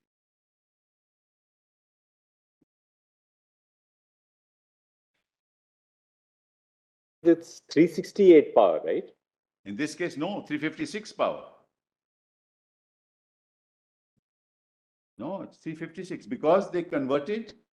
What happened? Well, let me just, in one sentence, they say, in one sentence, I'll tell you what they did. They converted the Legislative Assembly into the Constituent Assembly. Right? Right, dissolved. They converted it into a Constituent Assembly. Then they said that now Parliament, because of 356, Parliament is exercising that power. So the Parliament is the legislature. And because it's a Constituent Assembly, Parliament of India is the Constituent Assembly, and therefore we can do what we do. That's in one sentence what they did. And they recommended to themselves. So instead of clapping by 2 hands, they clapped by 1 hand. Because they exercise the power of the legislature themselves. And because the legislature's consent was necessary to give that consent to themselves, and abrogated 370. Unique, constitutionally a unique, unheard of. I will not use that expression. A procedure that is unknown to law. Because the objective was entirely different. And I've been saying that from day one. That's how they brought in the 10 minutes.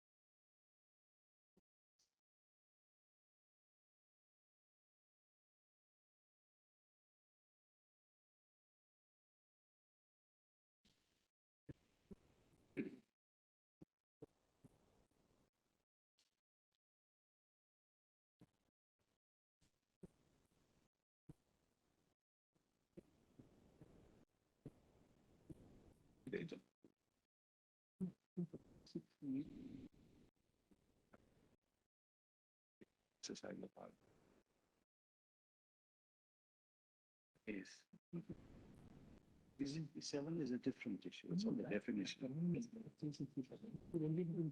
I don't think so. Discuss that.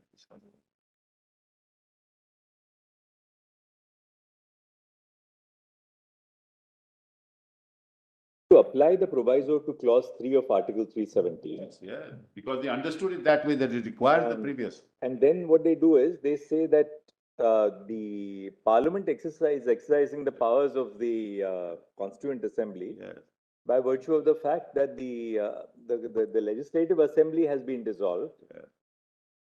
assuming that the Legislative Assembly was not dissolved, that could have exercised the power of the Constituent Assembly. That's right. Now that it has been dissolved, Yes. under 356, Parliament has the power to make laws with all aspects of whether it's Correct. list 1, list 2, or list 3. And then they exercise the power under the proviso. That's right. That's right. So, Malad, actually, they understood 370 sub-article 3 in the manner in which I am, Malad, stating before your lordship. It is their understanding right till the end. They don't understand. Which is why I wanted to bring it at this stage, Malad, so that now your lordship knows, Malad, the larger picture, so to say. So we are going into interpretation of 370 sub-article 3, which they themselves accept, that the proviso applies. Well, I was reading Keshavnan Bharati at paragraph 620 at PDF 274. Let me finish that.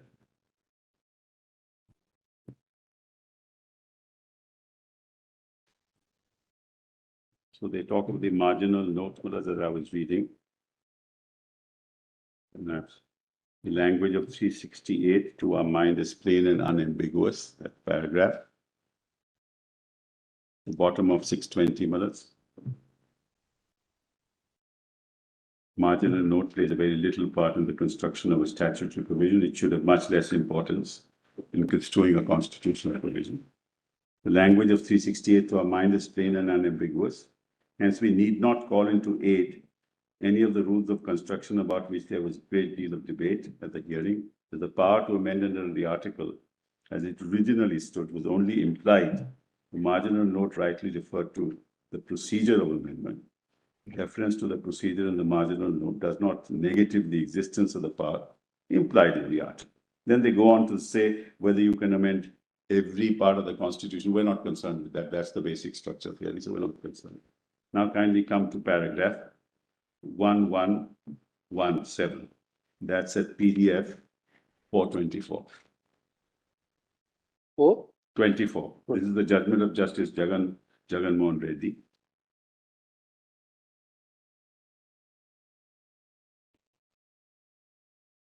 Page? Paragraph 1117, page 424, PDF 424. Where reference is made to Dr. Ambedkar's speech. That's a very interesting observation.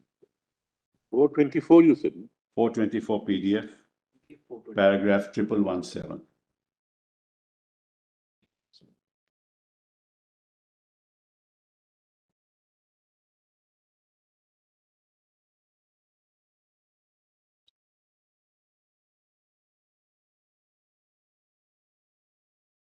The question arose in the context that when the Constituent Assembly is sitting, we are passing this and clearing this constitution by majority vote.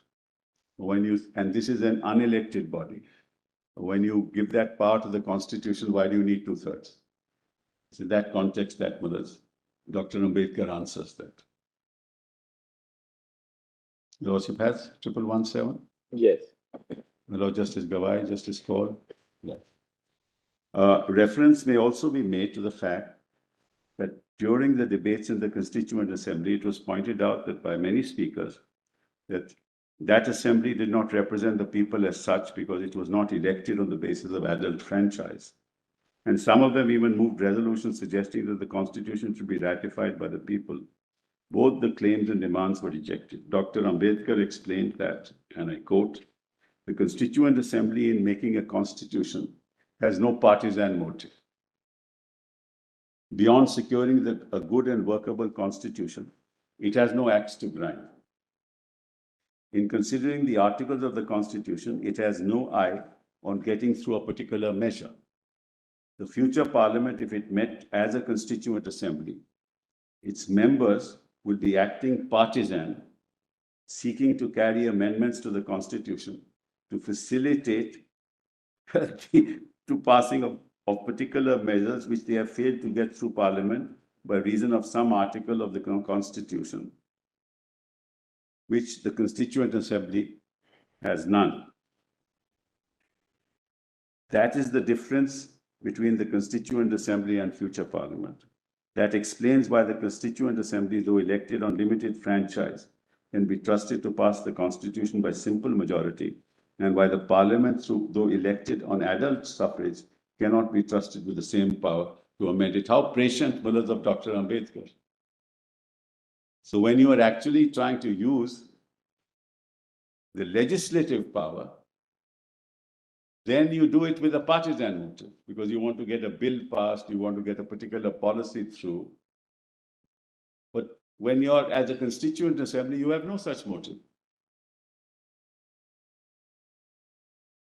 So you can't convert a legislative assembly into a constituent assembly. Because as a legislature, your intent may be partisan. At a constituent assembly, it can't be. Well, you're not passing any law. At the final stages of the debate on the amending article, Dr. Ambedkar, replying to the objection that the Constituent Assembly was not a representative assembly, as it has not been elected on adult franchise, that a large mass of the people are not represented, and consequently, in framing the Constitution, the Assembly has no right to say that the Constitution should have the finality which Article 304 proposes to give it. Said, sir, it may be true that this assembly is not a representative assembly in the sense that members of the assembly have not been elected on the basis of adult suffrage. I'm prepared to accept that argument. But the further inference which is being drawn that if the assembly had been elected on the basis of adult suffrage, it was then bound to possess greater wisdom and greater political knowledge is an inference which I utterly repudiate. So then, Malas, that's enough for this part of the discussion. Now kindly come to Quello, volume 3. On the other hand, the Constituent Assembly of State of Jammu and Kashmir was elected. Yes, yes. I'm saying on the rationale. That's right. Should or should not be. That's right. It's simple. There's slight difference between Article 370 and what is stated here and what is the objective and purpose. One, there is an element of flexibility in 370. Let's not go into the fact specific how it was done in this particular matter.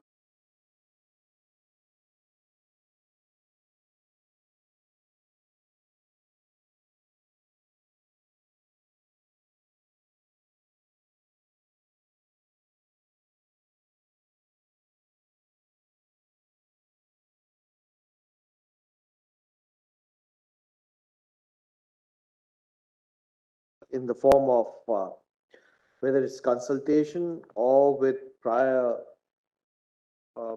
with acceptance incorporate and become part of it. So when we read the proviso to clause 3, at the time when the constitution was adopted, obviously there was no constitution of J&K. No constituent assembly. And no constituent assembly. But obviously they were aware that constituent assembly is going to come up and going to do it. Absolutely. So why can't we, when we interpret the constitution, because if we accept the argument that clause 3 was not to become dead after the constituent assembly had enacted or except they had proposed the constitution, why can't we accept that argument that the Constituent Assembly, for the purpose of the proviso, could, in a sense, be interpreted also to include the Legislative Assembly, keeping in mind the fact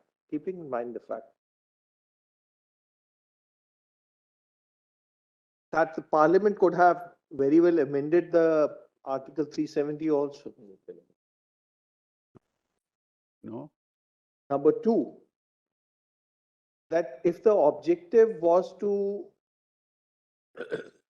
not to close or not to put the Article 370 in a straitjacket, which is obviously clear, it's a flexible article in the sense that you could, whether it's clause D or it's B1 or B2, you could keep on adding up to it and the orders passed reflect that.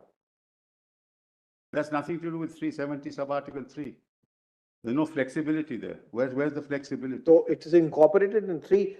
If we accept it's incorporated in 3, that notwithstanding anything contained in the foregoing provisions of the article, the president may with public notification declare the article will cease to be operative or shall be operative only with such exception modifications from such date as it may specify. Yes, the proviso puts a precondition to it. No, it's a flexibility at the instance of the Constituent Assembly, not at the instance of Parliament. Surely, Malad. But then, when we are reading the term Constituent Assembly for the purpose of the proviso, at that time when it was enacted, it was in 1949. But they contemplated it, Malad. They contemplated it. Why would they add the word Constituent Assembly in 370 when it was because not? Because at that time, we didn't have any legislative assembly for the state of J&K. No, correct. But you had the orders. Well, I don't understand. The flexibility at the instance of the Constituent Assembly, but this power is given to the Constituent Assembly, not to the legislature. It's not flexibility at the hands of Parliament or the legislature, because 147 says there's no flexibility there at all. So there are two parts to it. First is whether the Parliament could have done it. That's a separate argument. But when we interpret the term Constituent Assembly for the purpose of the proviso to clause 3, can we by implication, because at the time when the Constitution was enacted, at that time there was no legislative assembly for the state of Jammu and Kashmir. Is that factually correct? Answer is yes. Yes, of course.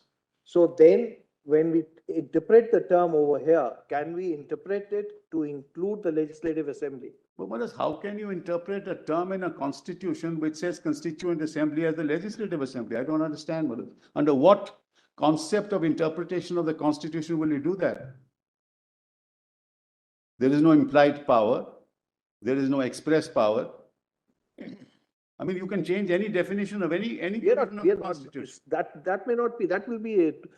Look, the term Constituent Assembly, when it is used in the proviso to clause 3, at that time there was no legislative assembly. For the purpose of framing the constitution that a Constituent Assembly is formed. That's not Malad. There's nothing to do with the legislature, which is why Malad Keshavnand Bharti. See, the explanation which has been enacted was afterwards, is sometimes in 1952. Explanation enacted and has been made part of part 1, clause 1, was probably in 1952, if I'm not mistaken. It was there, Malad. No, initially there. It was amended later on.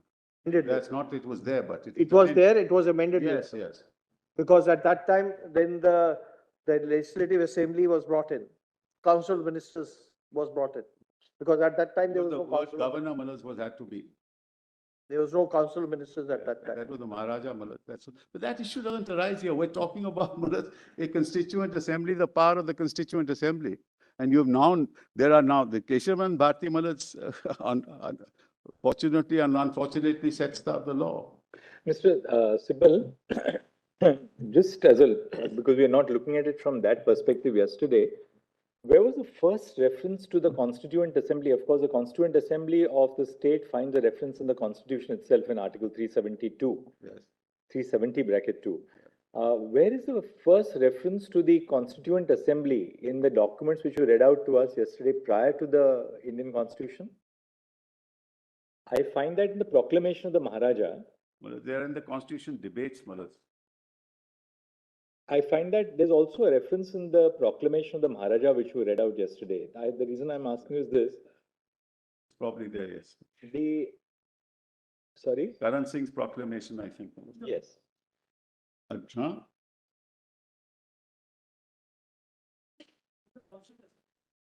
I've already mentioned that in the Constituent Assembly debates. Iyengar, Malad, your lordships will remember. Yes. I quoted Malad's sentence. Yes, volume 8. All there, Malad, yes. Page 117. Yeah, Mr. Gopal Swami Iyengar's.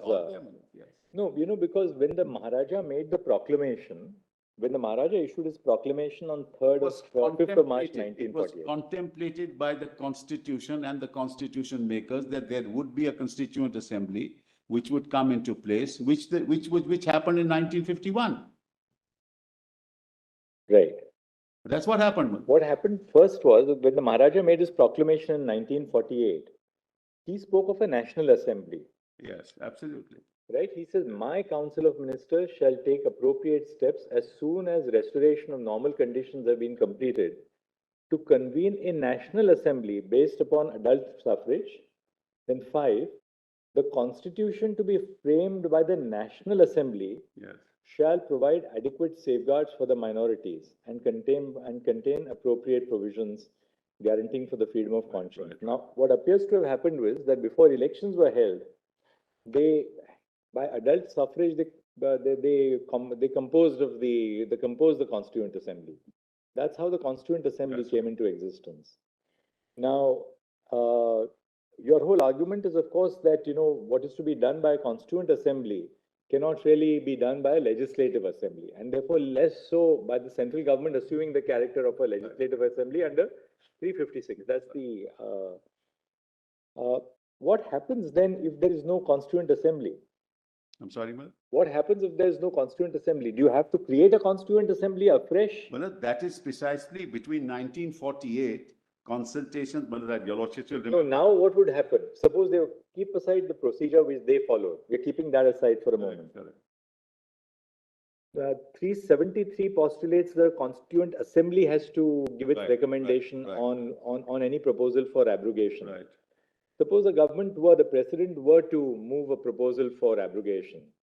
According to you, how would that be effectuated now, say in post-1957 India? Let me answer that in two parts. Number one, what my lord is putting to me is in 1948, they contemplated a National Assembly. Right. But your lordships must remember that those were years between 1948 and 1950, especially after 1947, after the instrument accession was signed, after the instrument of accession was signed, those were transitional periods. And when the constitution came to be framed, there was a dialogue between the state of Jammu and Kashmir, as it then stood through the Maharaja, and the government of India. And both of them decided that we will put this into the constitution, that is 370, use the term Constituent Assembly, and you will then set up a Constituent Assembly to frame the constitution and decide what you want to do. You must understand the historical context in which this happened. This has not happened in an isolated fashion. The Parliament of India, the Constituent Assembly in India, framed a constitution which included a provision for a Constituent Assembly of Jammu and Kashmir. Surely that was not an isolated act. This happened in consultation and in agreement with the then Maharaja. And the J&K Constitution contemplates that this legislative assembly will have no role in regards to the amendment of the provisions of the Constitution relating to Article 370. Otherwise, they would not put that phrase. But then how would that, what sort of a next question is, supposing there was no constituent. That's the next how question. do we, then what constitutional mechanism would be envisaged then? If there were no constituent assembly and your lordships were sitting in 5, I would have answered that question, but luckily we have a constituent assembly.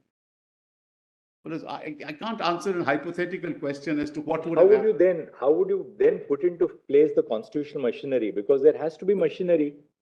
It can't be that, because there is no constituent assembly, because there is no constituent assembly, you cannot at all deliberate on a proposal for abrogation or modification of Article 370. Your lordship is putting to me, supposing the Maharaja refused to have a constituent assembly. No, take 2019. I'm sorry? Take 2019. Yes. When the Constituent Assembly has been convened, the Constituent Assembly has drafted the Constitution. Yes. Therefore, its role has come to an end. There is no Constituent Assembly. Correct. 2019, the government wishes to, the president wishes to modify Article 370. Yes. Now, we've seen the process which they followed. Yes. What, according to you, would have been the constitutional process to...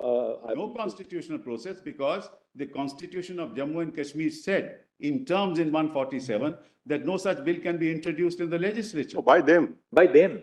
I'm talking about, no, by them, where the constitution as it applies to the state of Jammu and Kashmir, which is part of the law applicable in Jammu and So Kashmir. according to you, no constitutional procedure No. can be initiated for abrogation of Article 370 at all. I've been saying it's permanent. Why do you, Mullahs, I've been The saying. argument is that after 1957, Yes. the president ceases to have any power under Article, sub-article 3 That of Article. power was temporary between 1951 and 1957. Where do you get that power from? You see, the point is, Mullahs, at that time it was temporary because there was nothing in place. After 1957, sub-article 3 has become OTOs now. Yes, no, Mullahs. It can happen as a political decision. The Jammu and Kashmir government and the legislature of the state unanimously did what, and they merged. That's another issue altogether. So, Mr. Sibbal, according to you, neither the assembly can do it, Yes. nor the parliament can do Yes, it. yes. What you are saying is, while other provisions of the constitution may be capable of amendment through a process envisaged for amendment, Yes. other than, of course, if it is hit by basic structure, Correct. this is one provision which can never be amended. Well, and let it put it differently. But let me put it, under what power will this take place? Let's assume, Mullahs, they can do it. If my lords I'm just put the thinking question to aloud. me, To have a under pers- which provision of the constitution can they do it? Having a permanency, the whole concept is that constitution is also a live document. At some stage, can we say there is no mechanism whatsoever for ever changing it, even if everybody wants to change it? And it doesn't affect the basic structure. Then to say that if suppose all of Kashmir wants it, hypothetically, Then a political act can be, but there can be a political act. And those negotiations, Clause 1 is the answer to this. 370 clause 1, bit by bit, modifications, exceptions, applications have come. Now, and one important thing your lordship may note is it's completely irreversible. Because it's completely irreversible, all those parts which have now been brought in, they cannot now reverse. So part 3, for example, have come in with Can modifications. Parliament not have amended the constitution exercising the 368 power to abrogate 370? No. Which means therefore that there is a provision of the constitution, apropos what fell from Brother Justice Kaul, that according to your submission, there is a provision of the constitution which lies even beyond the amending power of Parliament. That's right. Your lordship may note So we are creating then a new category apart from basic structure. No, not That 370 belongs to that. It is inherent and it's integrated into 370 itself. It's not a new category. It's a category that exists. 370 clause 3 only provides that if you want to abrogate, there is a mechanism for abrogation, which is why it's temporary. Now, if 370 clause 3 goes and is not brought into service, 370 clause 1 can now be used, continuing with the legislative assembly, with the government of Kashmir, giving its consent, and the entirety of the constitution can be made applicable to Kashmir still under 370 clause 1. It can still be done. So the answer is not that it can't be done. I'm sorry. Let's assume Is it- what your argument on clause 3, Is which has allowed. been argued that clause 3 is today etched in stone, it's now, it cannot be. not done. Want to put Yes. is that 371, according to 370 sub-clause 1, itself envisages bringing in different provisions. Correct. Tomorrow, through that process, it is said that each and every provision of the constitution applies to the state of Jammu. Then what remains of 370? Nothing. Then the only, Meant to say that you can, It can in be a taken- sense, make completely 370 infructuous, yet it is sacrosanct where it can never be removed. Let me just explain, Manoj. Clauses 1 and 2 and 3 have to be read together. 2 is transitory. 3 provided for abrogation to be temporary. So if you have a constituent assembly and they are giving their recommendation, then the abrogation was immediately possible. It's a shortcut and 370 comes to an end. The long way around is through 370 clause 1 with applying provision of part So I'm 1. saying therefore said that Yes. 371, according to you, Yes, can mean, orders have been issued from time to time. yes. That it can say that each and every provision of the constitution. It can, of course. Correct. Once we come to that, Yes. I'm just thinking aloud. What remains in 370 after that? Which means So you are saying the shell of 370 should remain, but the substratum can we are be. saying that assimilation needs to follow the correct procedure. The 370 clause 1 procedure is still available, was what we are arguing. I don't know what It's he's arguing, but it's certainly not what I'm. It's what we are saying. Yes, Mr. That, Yes. that may be his The interpretation. expression. I think, let Mr. Sibbal come, because, otherwise that'll, I think, Mr. Sankarnaran, what will happen is, we are following a certain line and a link and a syntax, so.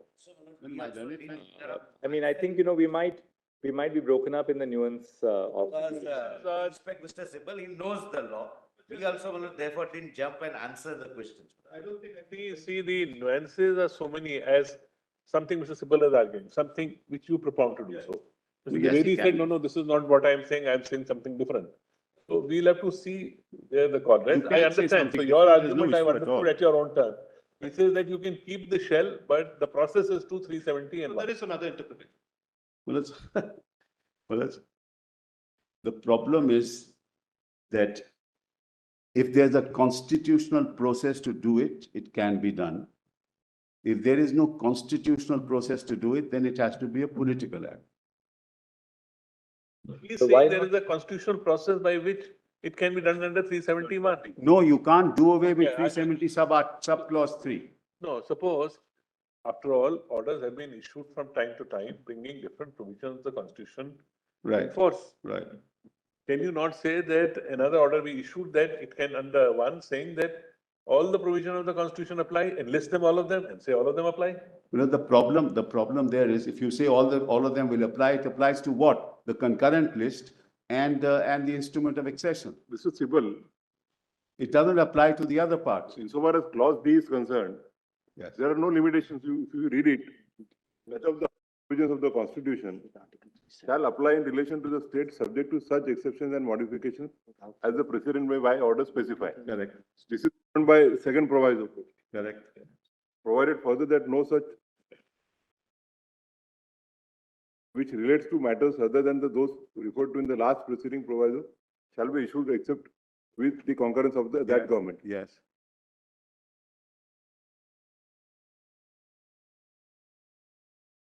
The treaty of accession, defense and commerce That's and so on. correct, that's correct.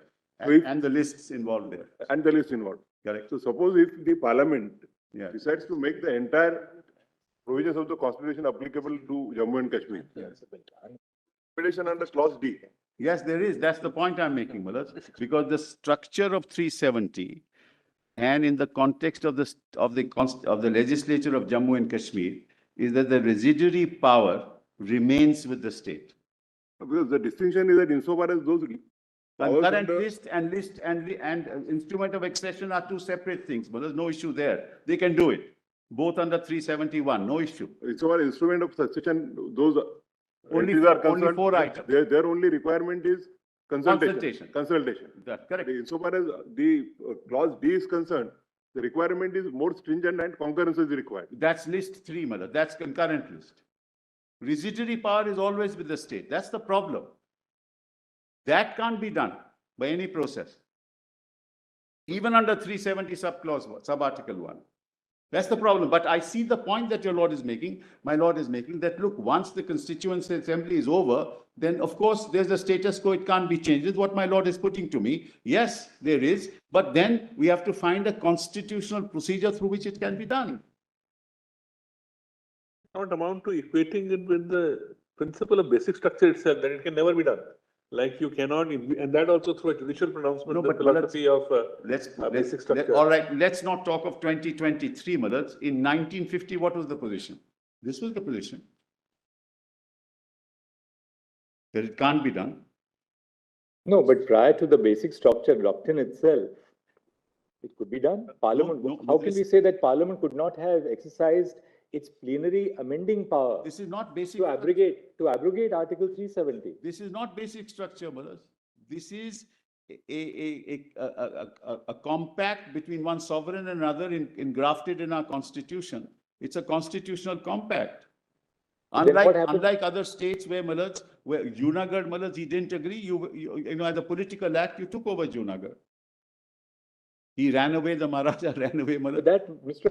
Sibal, there, I think we are treading on thin ice, because the moment we say that this was just a recognition, this was a recognition of a compact between one sovereign state and another which forms a part of our constitution, then such a sovereign compact is capable of being overridden That's all right, but so then we could. by the sovereign of the succeeding state. That debate is a separate debate which doesn't arise in this case because there's a procedure that they have followed.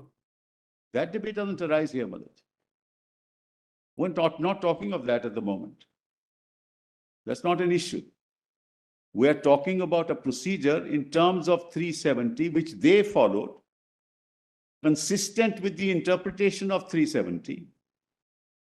Having taken that position that we need the consent of the Constituent Assembly. Is this the Constituent Assembly according to you? Yes, Yes. that's right. That's the procedure. That we've We're appreciated only that on that. submission. Yes, of course, we have appreciated that. We are submission. limited only on that. That the process, in other words, your contention is that the process which the government of India followed assumes that the proviso to clause 3 applies, Yeah, that this change has to be brought in through a Constituent Assembly. correct. But this was evidently not the Constituent Assembly because A, it was the Legislative Assembly that you have invoked, and two, even that Legislative Assembly was dissolved and ultimately Parliament was exercising that power under 356. Now, the larger question, supposing your lordships were to say this is not the right procedure, then the question will arise, can they do it through any other procedure?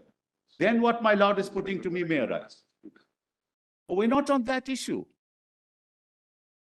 We're not giving solutions to the other side that you can do it under 370. I don't know where that comes from. So that's, there's a limited constitutional issue before you, which is the process, the power and the process. The power is in 370 sub-article 3. The process is what they followed. Can they do it under 370 sub-article 3? And is this process right? That's the limited issue that your lordships have to decide. If there are other processes available under the Constitution, if they follow them, maybe, but that may be valid, may not be valid, but I can't answer that question in a vacuum.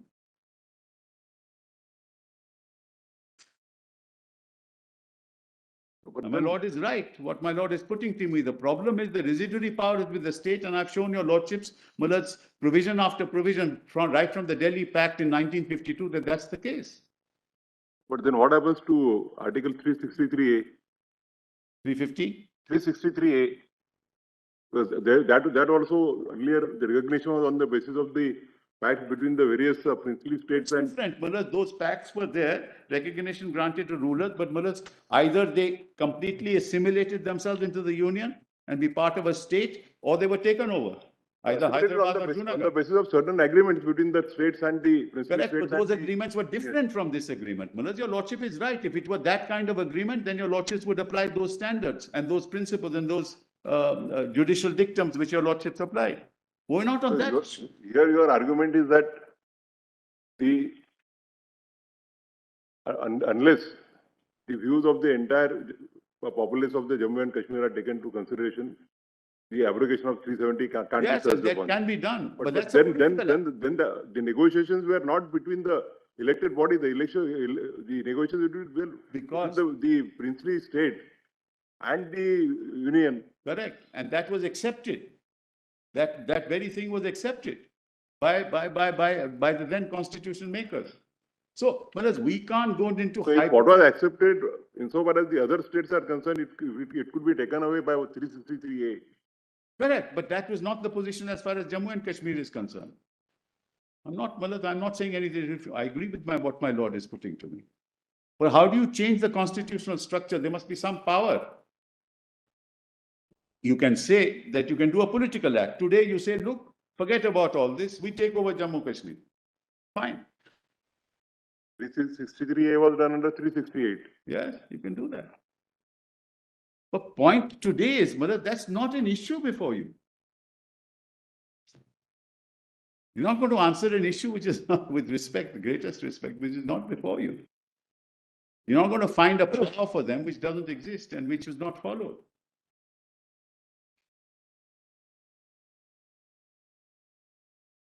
Yes, Mr. Go back. I understand, Mullah, the difficulty, and I understand, Mullah, the fact that at some stage or the other, this had to be, let's put it this way. This had to be done. Let's put it this way. Somebody said this has to be done. So then then well, there must be found a constitutional way of doing it. I'm not saying there are. What has to be done, I would say, but whether it could be done or not. No, not That could means be. the mandate. Question is, you say it can't be done. No, I say this was a political act. I don't say anything more than that. This was a pure political act. And you circumvented the provisions of the Constitution to reach a particular end result, which you always wanted.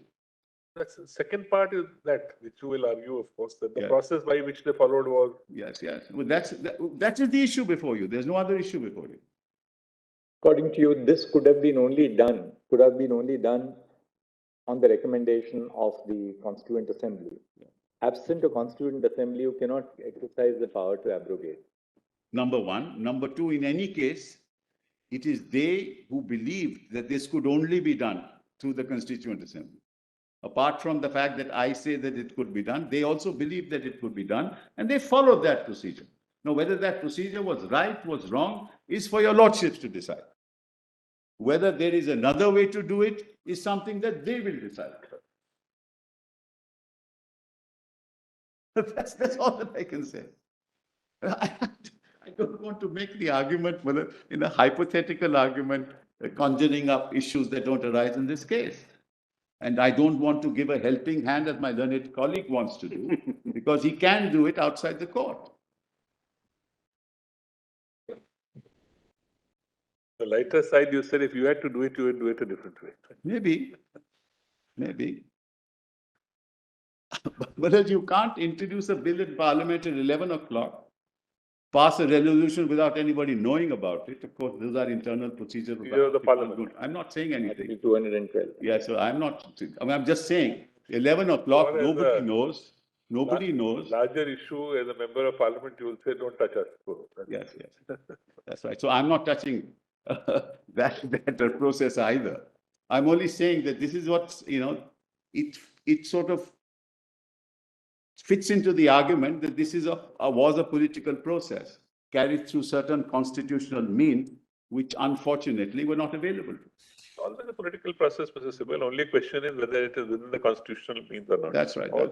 Everything is a political process. No, I'll tell you how, Manoj, because now let me just go through Coelho and then I'll go back to the list of dates. Yes. Volume 3. You want us to read what now? Volume 3, Manoj. Page PDF 323. And the fact of the matter is, Manoj, apropos what my learned friend said, almost all the laws applicable in the Union of India were applicable in Jammu. As of today, Manoj, I have a list, it runs into, pages after pages. Everything has been adopted, apart from other than the residuary power. Everything is adopted. Everything. It's like 100 and... You are referring volume 3? Yes, volume 3. Volume 3, PDF 323. Case law volume 3. Yes. No, there is a separate volume for Case law volume. Yes, sorry, Miller. Case law volumes. Yes. It's Coelho, Miller. Coelho and Rameshwar Prasad, they are in one volume.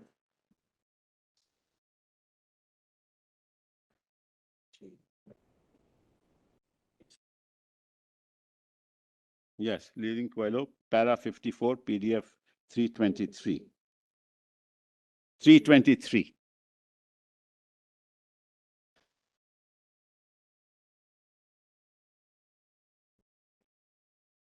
Running page 776, Malak.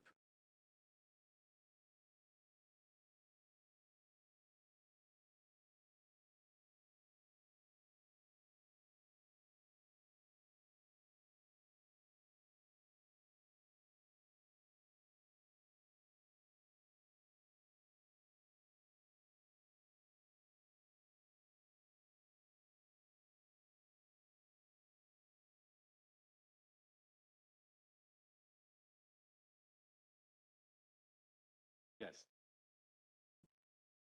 323, para 54.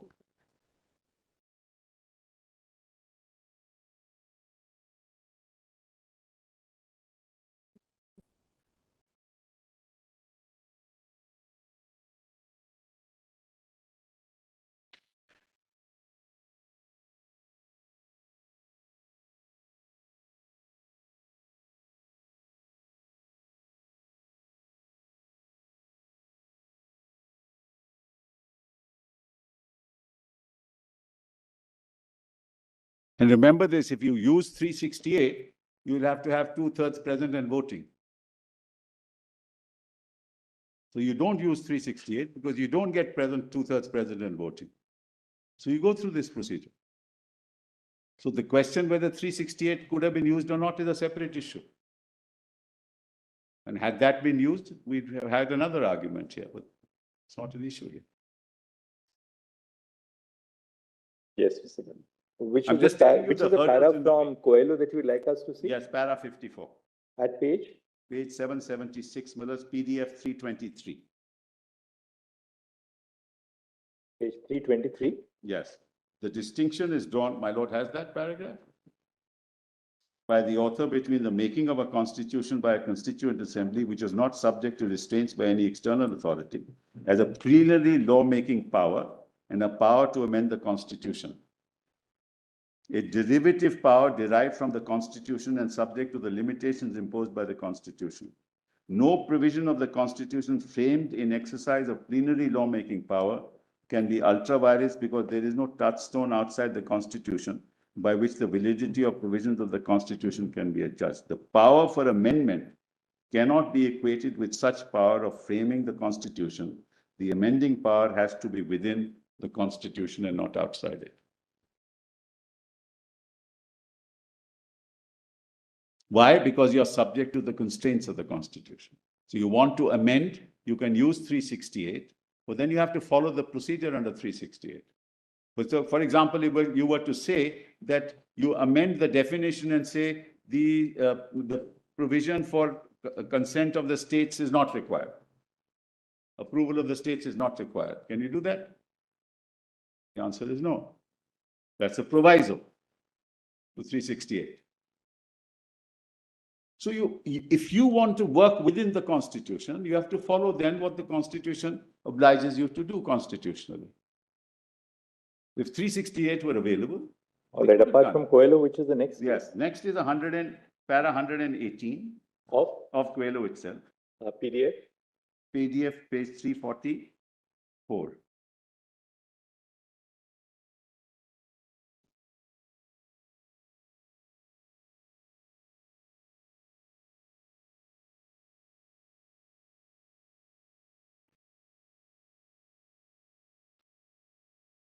We have I'm sorry, para 180.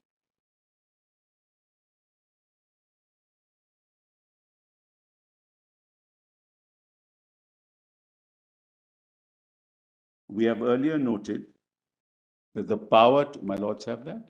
Para 118. Yes. We've earlier noted that the power to amend cannot be equated with the power to frame the Constitution. The power has no limitations or constraints. It's a primary power, a real plenary power. The latter former power, however, is derived from the former. It has constraints of the document, that is the Constitution which creates it. This derivative power can be exercised within the four corners of what has been conferred on the body constituted, namely Parliament.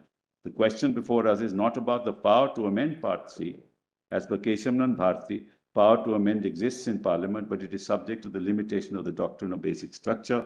The fact of validation of laws based on exercise of blanket immunity eliminates Part 3 in entirety. Hence, the rights test as part of the basic structure doctrine has to apply. So, Malats, therefore, we are now left with a Parliament which seeks to amend 370. So, therefore, it has to work within the constraints of the Constitution. That's what we're concerned with. We're not concerned with any other interpretation of the Constitution. So now we go back, Malas, to the list of, yes, the Ambedkar statement is volume, yes, document volume 8, PDF page 26. Yes. Volume 8, documents volume 8, PDF page 26. Malas, quite frankly, PDF page? 26.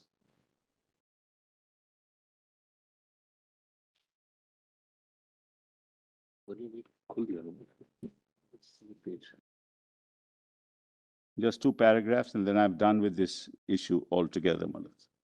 PDF page 26. Documents volume 8.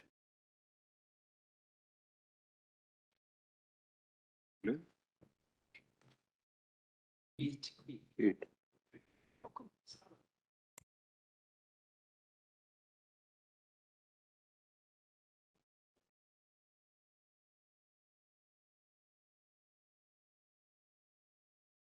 You also have it? May I read it, Manoj? Page?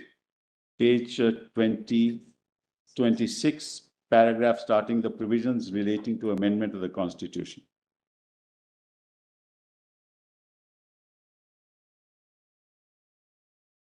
My Lord Justice Surya has it. Yes. The Lord Justice Kaul has. Yes, sir. The provisions relating to amendment of the Constitution have come in for a virulent attack at the hands of the critics of the draft Constitution. It is said that the provisions contained in the draft make amendment difficult. It is proposed that the Constitution should be amendable by a simple majority, at least for some years. The argument is subtle and ingenious. It is said that this Constituent Assembly is not elected on adult suffrage. Well, I've read this part of it I've read. We actually read it from just Jagannath So Reddy's. let's leave that. Come to the next paragraph. Sorry, Hagden. What is said to be the absurdity? That paragraph, next paragraph. Yes. What is said to be the absurdity of the amending provision is founded upon a misconception of the position of the Constituent Assembly and of the future Parliament elected under the Constitution. The Constituent Assembly, in making a Constitution, well, that also I've read. So this is the exact. There's only one part in Dr. Ambedkar's statement which is very prescient. Dr. Ambedkar postulates that a future Constituent Assembly may be a future Parliament itself. Yes. Says the future Parliament, if it met as a Constituent Assembly, Yes. its members will be acting as partisans, seeking to carry out amendments to the Constitution Yes. to facilitate the passing of party measures which they failed to get through Parliament by reason of some article of the Constitution, which has acted an obstacle in their way. This is That the is precise difference between argument. the Constituent Assembly and the future Parliament. This is the precise argument I'm making is what Dr. Ambedkar said. That it is the party's partisan political measures that are carried through in the process in the form of legislation or otherwise, which can't be done as far as which will be constrained by the provisions of the Constitution, but the Constituent Assembly doesn't have any such fetters. Yes. So, Mullahs, I'm done with this whole argument, Mullahs. So now let's go back to the list of dates and how all this happened, the other issues. No. Now compilation. We go to in my written submission. your written submissions, volume written 2. submissions, volume 2. And kindly come Page to 48. the page 47.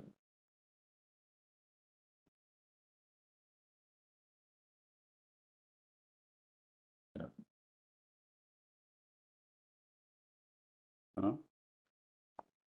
Yes, where is that? Yes.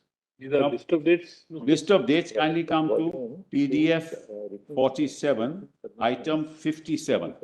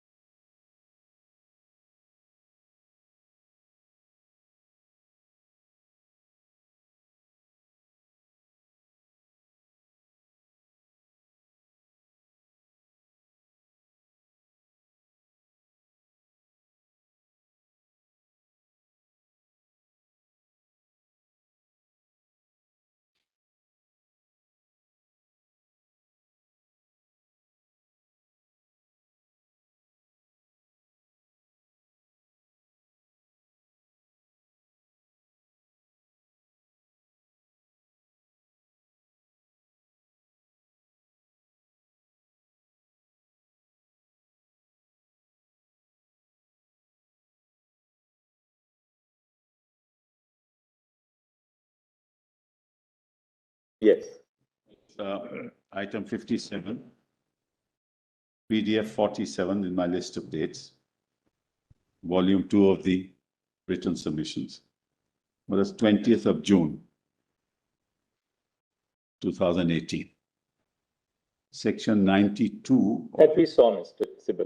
Yeah. That we saw, you read out section 9. That's right. No, but what's important is the date. On the 19th of June, a political party in coalition with another party, which was in government, withdrew support. That is not in a list of dates? Yes, just kindly note that. It's in the proclamation. 19th of June 2018. Yes, well, it's BJP withdrew support from PDF. This is PDP. Before the serial number 57, huh? Yes, yes.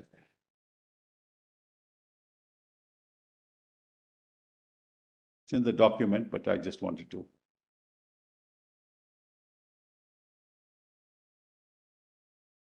It's the proclamation. Let's see that. Yes, Mr. Sibal. Now, so he issued, the governor on the next day issues a proclamation, which is also quite curious. That we find at top of page That 48. your lordships may look at Millard's PDF page 85, volume 3, the proclamation itself. Anything turns on it? I mean, in the sense to read it. I mean, you've paraphrased it, I guess. Yes, I have paraphrased it. Is there any No, particular nothing. sense? The provision Not permitted the necessary. governor by proclamation to assume to himself all the powers and functions of the government of the state. Such a proclamation in terms of 92.5 required concurrence of the president, and under 92.3 would cease to operate within 6 months, which I've already mentioned to your lordship. We need not go into. This is the power corresponding to 356, which is vested in the governor. That's right. That's right. But here it's vested in the The governor. governor, independent of the council of Of the ministers, council. which I mentioned to your lordship. It's a very, very unique power. And the council of ministers was suspended in the process. Malas, he didn't even wait for a day. I mean, is normally speaking, what would happen, Malas? A governor would wait for other political affiliations to take place to form a government. That's also part of political process. I'm sorry? That's also part of political process. That's precisely what I'm saying, Malas. But why do you think I've been saying this? Why would a governor do this on the next day, Malas? Yes, then what happened? Well, then, so he does this, so 6 months were to expire. Then, there is some controversy, and I just tell your lordships orally that controversy is. According to the PDP, and I think somebody else will argue that, I'm not arguing. According to the PDP, they send a fax to Srinagar that they have the support of the National Conference and they are willing to form the government. The governor says he never received the fax because he says that he was in Jammu and the fax was sent to Srinagar. So Malas, on the 21st of November, the next day, he dissolved the assembly. Yeah, on 21st November. The facts of some Fax is also constitution sent on benches have a 21st. sense of deja vu, you know. Fax is sent on 21st, he dissolves it on 21st. The fax hasn't reached him. Fax was sent. It's almost on the annual of the period expiring. No, that expired on 3rd of January, 19th of December. 19th, so about a month short of Yes, that. yes, month short, Mother. This is Because- not under challenge anymore. No, no, I'm not, that's I not- myself said so. I myself said that that is an issue which. So he dissolves the legislative He assembly. dissolved the legislature. Now, Malad, you can't dissolve without the Council of Ministers. 36, 38 and 92 are his only powers. He has already suspended the Council of Ministers. He dissolves it. Without the aid and advice. Nothing. Why do you think I've been saying continuously that this is a pure political act? The governor and the government were acting in tandem. They wanted to get rid of 370. Toss it out. Why would any governor do that? Why would the governor on 20th of June, after withdrawal of support on 19th of June, suspend the assembly? Don't allow any political affiliation and parties to take place so that a new government can be formed. Which is the power of dissolution under the constitution, just for the cross. Yes, 53. Section 53 of the Constitution of Jammu and Kashmir gives that power of dissolution, not part of the exception given to the governor with reference to his powers that he can exercise without the aid of the Council of Ministers.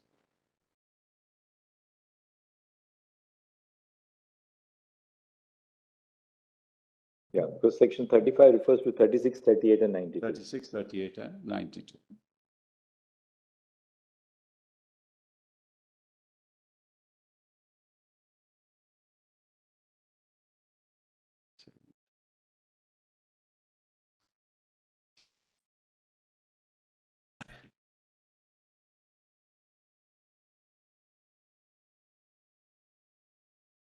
The process, according to me, when you are interpreting constitutional provisions, is as important as the substance.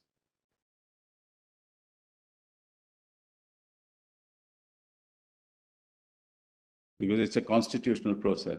That's what another Coelho says, but this time it's Paulo Coelho in The Alchemist. That's right.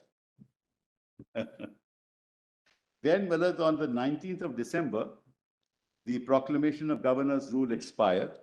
A proclamation under 356 promulgating president's rule in the state of Jammu and Kashmir was issued on 19th December.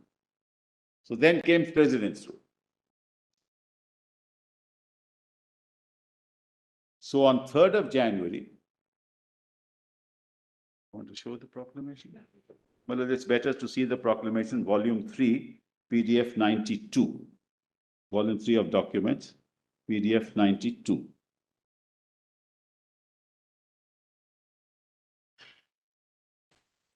You want us to look at this, Mr. Sibal?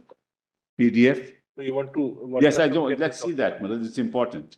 Because that's a very important provision. It has huge implications as to what happened later.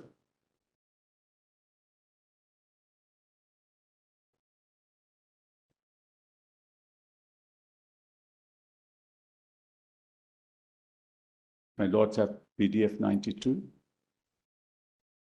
PDF? 92, Malad. Volume 3 of the document. Justice Gavai, Justice Kaul. Yes. Justice Surya. Yes, it seems good. Yes. The following proclamation by the President is published. I, so and so, have received a report from the Governor of the state of Jammu and Kashmir, and after considering the report of, and other information received by me. Well, it's all Governor's rule. Kindly see, Malad. It's all Governor's rule from 20th of June right up to this date. There's no Council of Ministers in place. There's no government in place. But he sends a report that the government cannot be carried out. Where is the basis for any of that? There are no negotiations. There are no communications. So he says, I am satisfied that a situation has arisen in which the government of the state cannot be carried on. Government of the state, but the government of the state was carried on by the governor.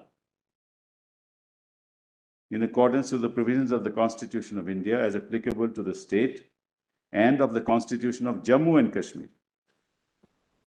Now, in exercise of the powers conferred by Article 356 and of all other powers enabling me in that behalf, I hereby proclaim. Kindly come to C. A, assume to myself as President all the functions of the government of the state and all powers vested in or exercisable by the governor in that state under the Constitution and the state constitution. Declare that the powers of the legislature of the state shall be exercisable by or under the authority of Parliament. Now, this is important, Manoj. Therefore, Parliament will be exercising the powers of the state legislature. And the state legislature under Malad's 147, you can't move a bill.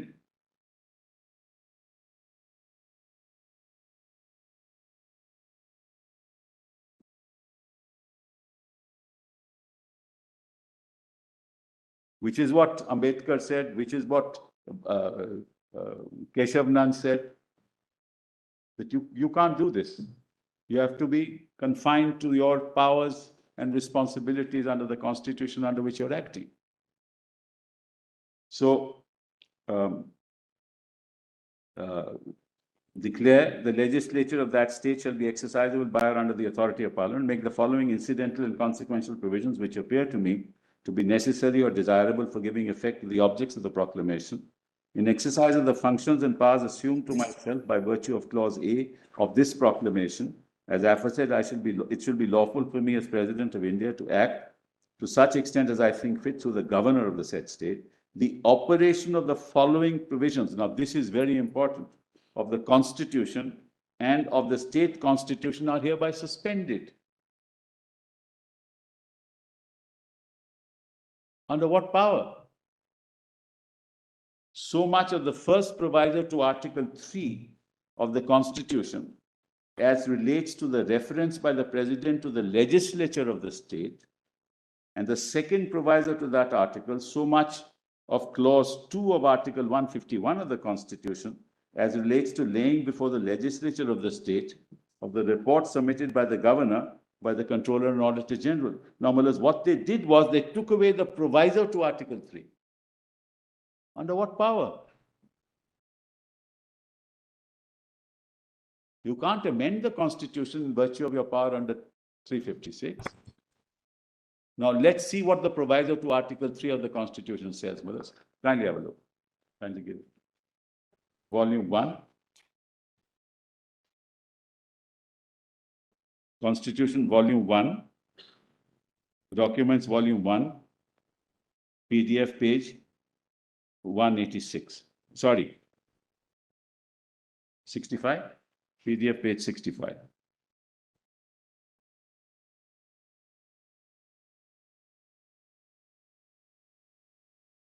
Yes. Yes. Yes. One second, hold on. So PDF page 65.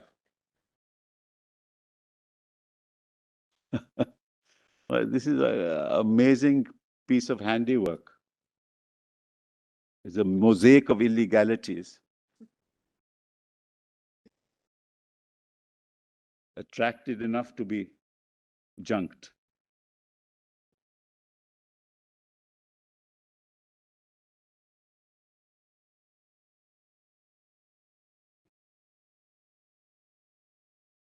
I don't understand how this always happens.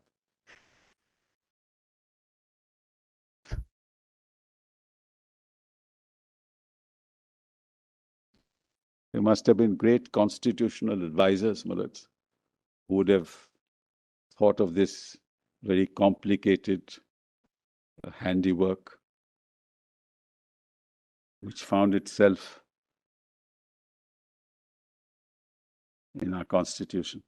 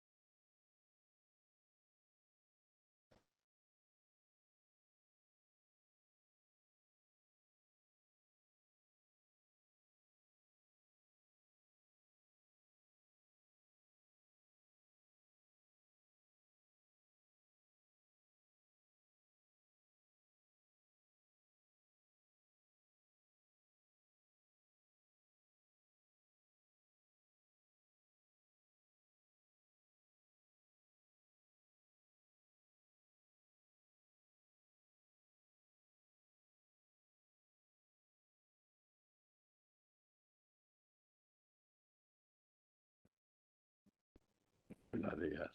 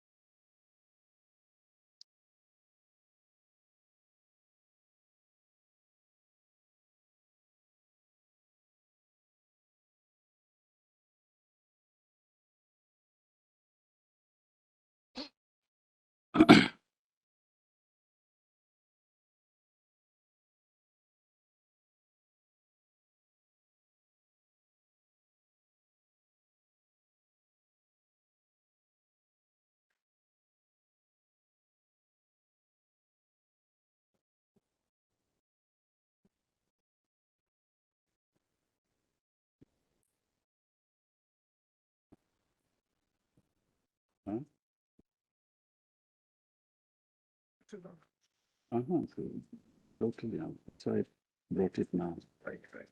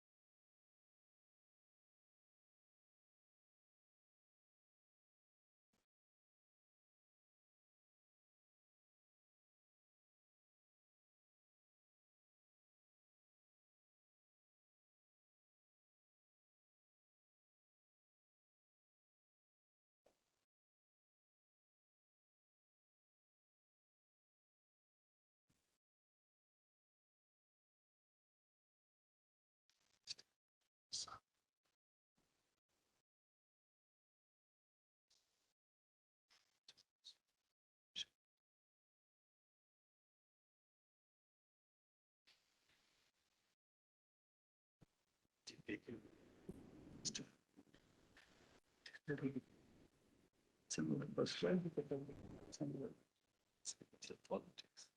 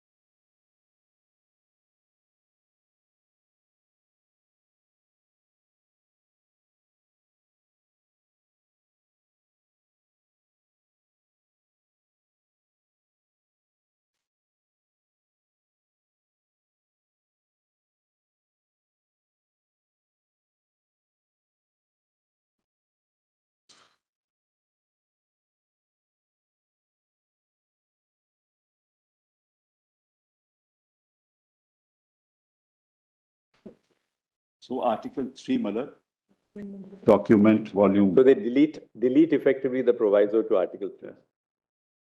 But Mr. Sibal, at the end of it all, I mean, of course, this has the optics about the way it was done. But there's no challenge to anything that was done. All this is not under challenge here. No, Maharaj, once you are challenging the emergency, Maharaj, the declaration of 356 is challenged.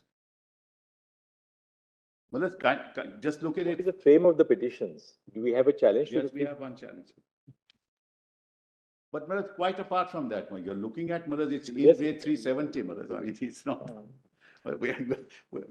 All right, we just see what the frame of the challenge. If you can just ask one of the juniors to I'll do make that. that little I'll tabulation do for that. us. But apart from that, Maharaj, this is now before you Yes.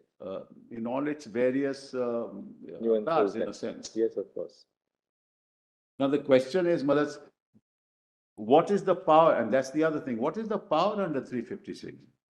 The quintessential object of 356 is to restore democracy.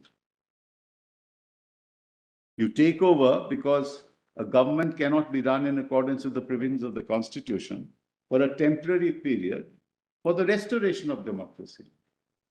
You don't use 356 for its decimation. You can't amend the provisions of the Constitution under 356.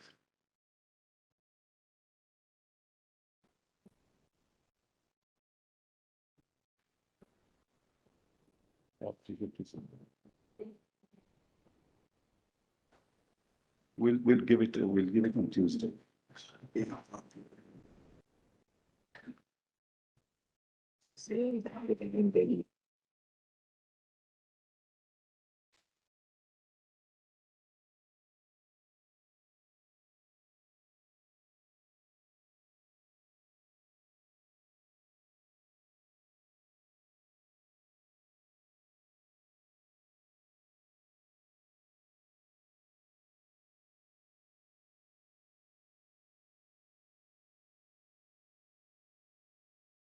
We have to show the Constituent Assembly.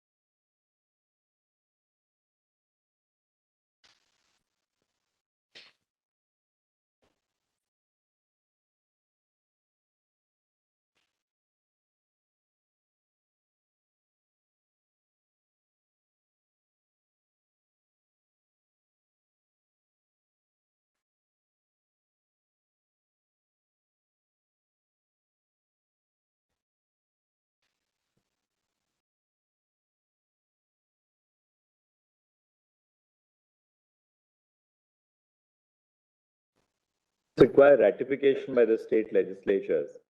Now, suppose a particular state, the legislature, the power has been exercised under 356 and the president assumes the powers of the legislature, the executive.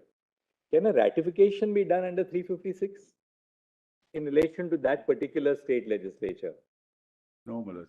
No, because he's exercising powers as a state legislature, Maharaj, in this sense. There is no question of ratification.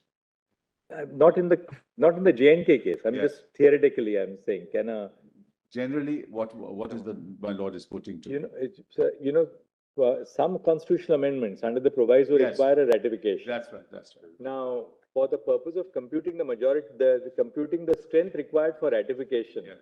can the center fall back upon the exercise of the 356 power? Say that, look, we have ratified it because we were exercising the power under 356.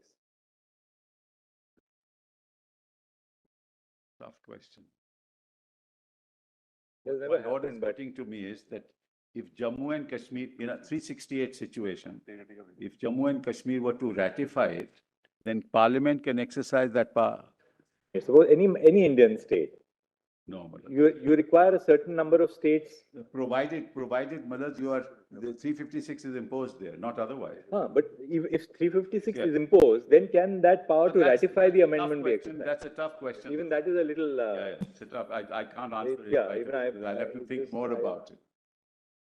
Because the ratification is of the state, therefore there are two separate constitutional authorities. One Parliament passing the law and And then the another state. authority ratifying it. You can't take the position, that's like, it takes two hands to clap. It's the same analogy. Therefore, you can't exercise that power yourself because that's power constitutionally is provided for in another institution, in another constitutional body. Now here the proclamation comes under 356. That's right. After that, what is done then? Then, Malad, they amend section, Article 3. We saw that. Yes, but Malad, kindly see, just read Article 3 with me for a minute. Formation of new states, alteration of areas, boundaries, or names of existing states. Amendment to Article 3 required as part of this whole process. Because they wanted to get rid of this proviso, Malad. Otherwise, they wouldn't have Let's been see the able to. proviso. Yes. Because then you have to do the Reorganization Act. Or the reorganization. Yeah, that required. Converting the state into a That's UT. right, that's right. That's how this had to be done earlier.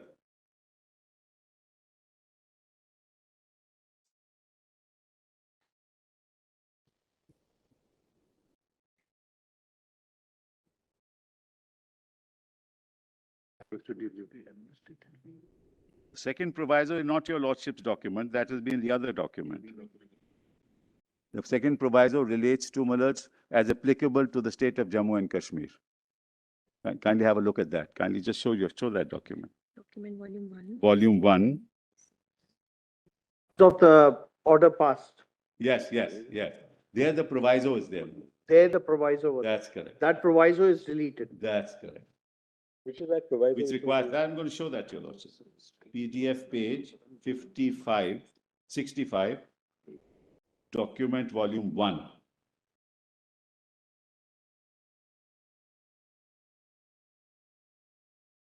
That was, Yes, that must be pursuant to the presidential order. correct, absolutely right. So the presidential order was not, was the presidential order amended? No. No. That's interesting. It has been superseded, my lord.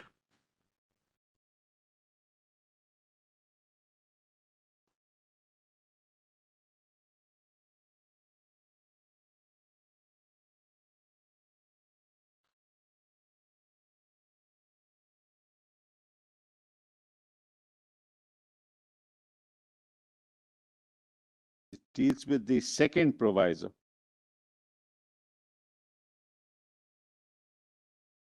You can't even introduce the bill, forget about anything else.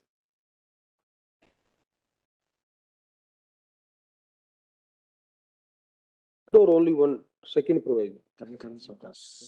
Second part of the first proviso and the second proviso.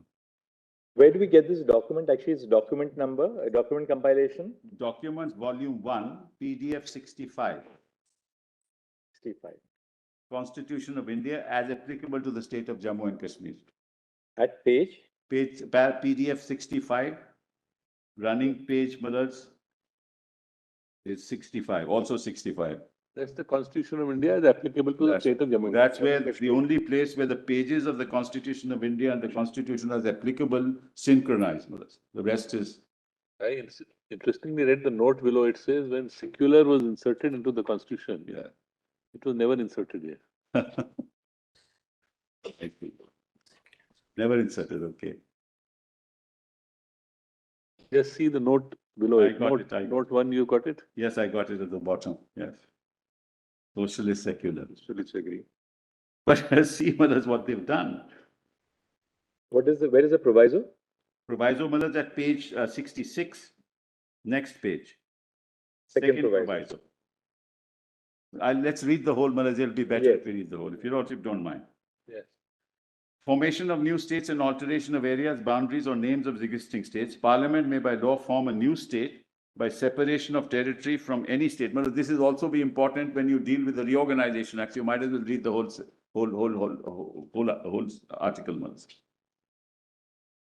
Parliament may by law form a new state by separation of territory from any state, or by uniting two or more states, or parts of states, or by uniting any territory to a part of any state.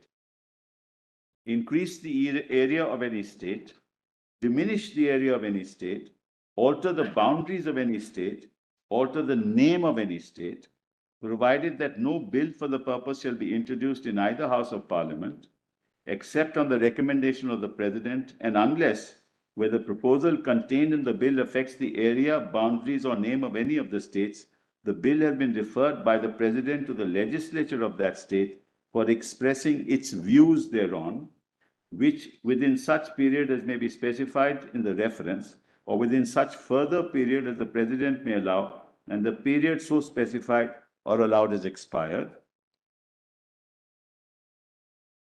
That's why, Malas, when the views of states was taken, Malas, they said, no, you haven't referred it. We said, only need to take your views. We don't have to take your consent or your concurrence. So we may not agree. Even if you express your views that it should not be done, we're not bound by, which is the correct constitutional provision. Then the second proviso, provided further that no bill providing for increasing or diminishing the area of the state of Jammu and Kashmir, or altering the name or boundary of that state, shall be introduced in Parliament without the consent of the legislature of that state. So you can't even introduce it. Here by 356, you do away with it.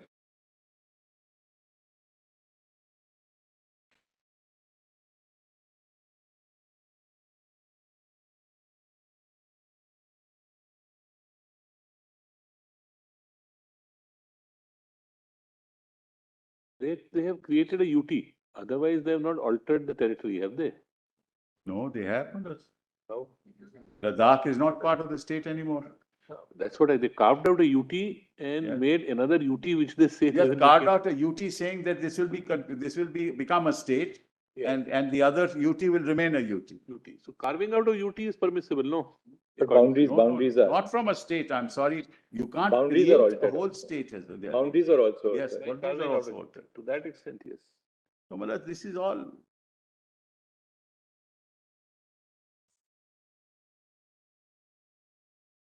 And Malas, there is and I'm going to take your lordships to the Constitutional Assembly debates on this.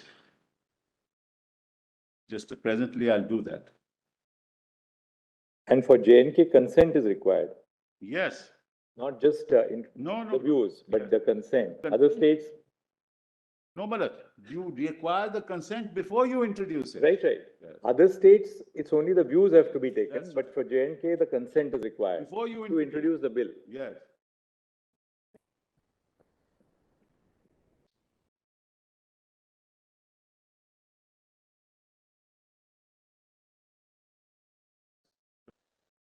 I'm sorry.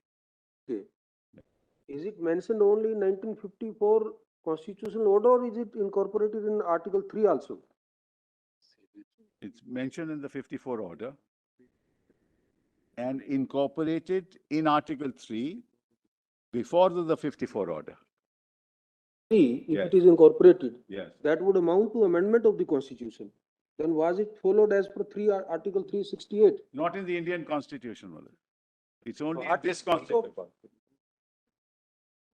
This proviso, second proviso, Yes, you are reading. yes. Now we are reading it on the presumption or assuming that it's a part of Article 3 of the Indian Constitution. Second proviso. No, it's a modification of Article 3. As applicable. As applicable only. So it is only incorporated in the 1954 order, As not formally inserted in Article 3 of the Indian Constitution as a second proviso. Correct. Absolutely right, what my lord is putting to me. Absolutely. They suspended the operation of They it. suspended the operation. How do you get that power under 356? That's not the object of the proclamation. Deleted, suspended. Then the exercise. That assembly can't exercise that power unless to suspend. On behalf of the assembly. Yes, they can't do that also. A bill cannot be introduced without the consent. Assembly is not in session. There is no assembly, it has been dissolved. So where do you get the consent of the assembly? So the governor becomes the assembly, then the assembly becomes parliament, and then parliament gives consent. On behalf of an assembly that doesn't exist. Mr. Sibal, what was the procedure followed when different orders were issued under those constitution, right? Like those about 18 orders, constitution orders, Yeah. 1952 up Yes, to. all minutes with concurrence. With reply, with What was the procedure followed?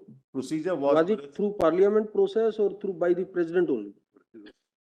No, it's not through a parliament process, it's through a presidential notification after taking the consent, concurrence or consultation. That's right. So that's how it's made applicable, through a presidential order.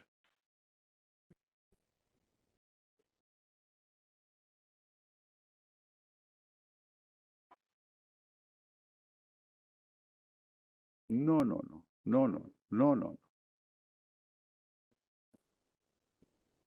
So it's 356 and exercising powers under 356. It's a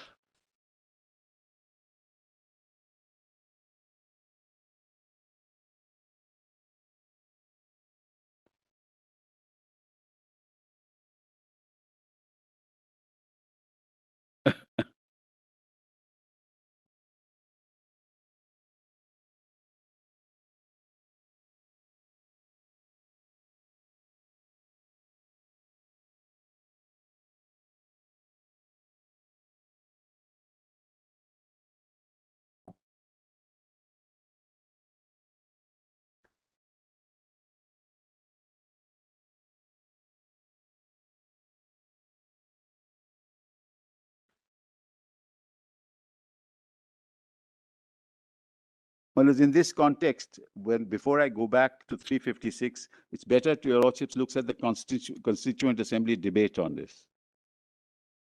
On this Article 3 and why this was Volume 8. PDF page 289.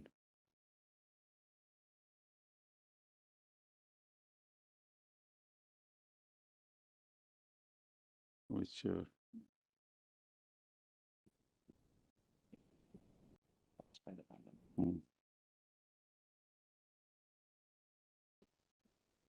Dr. Ambedkar Maharaj at 289 says, "Sir, I move."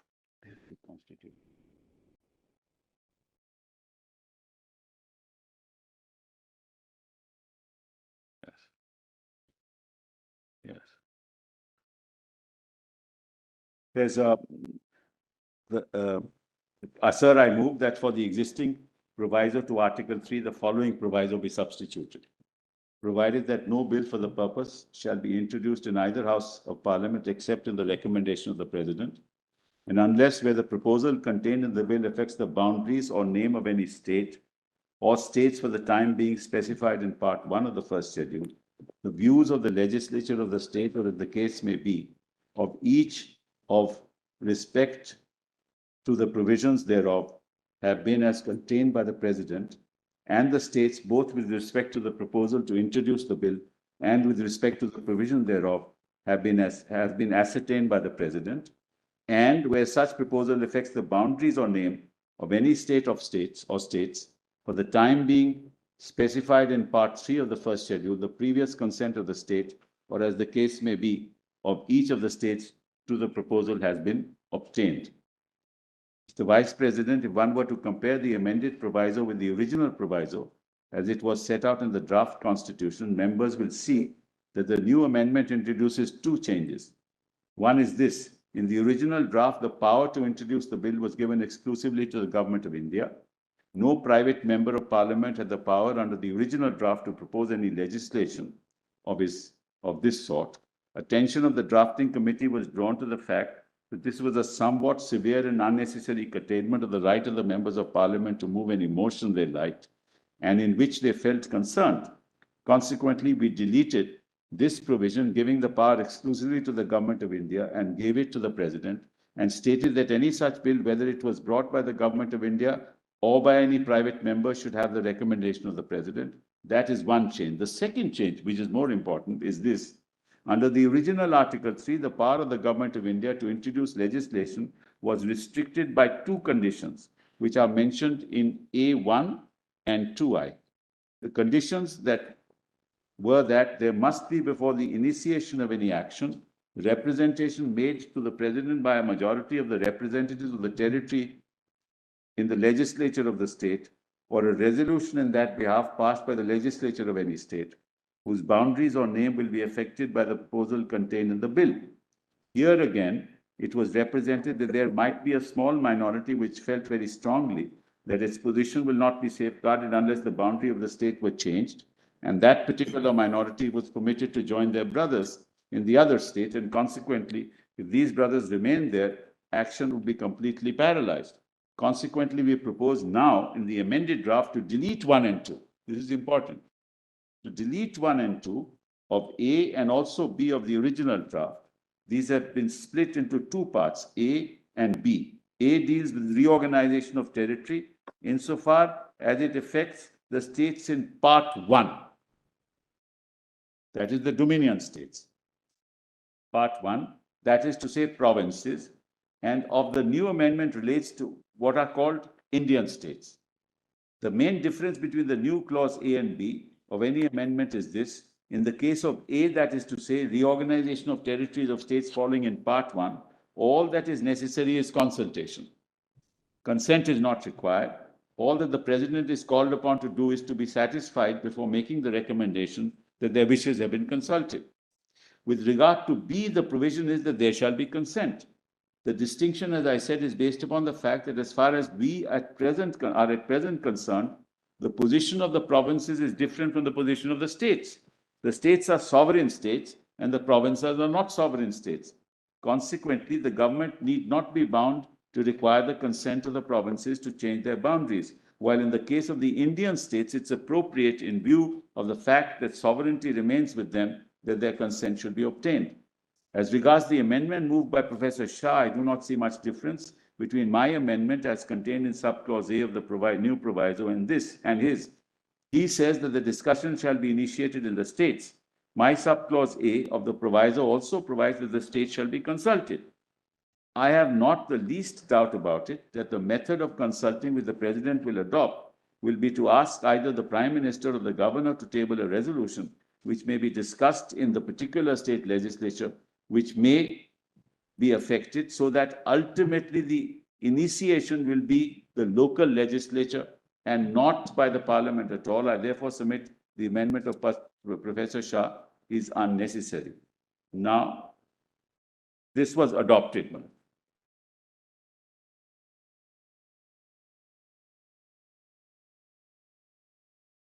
So the views of the people of the state were to be taken.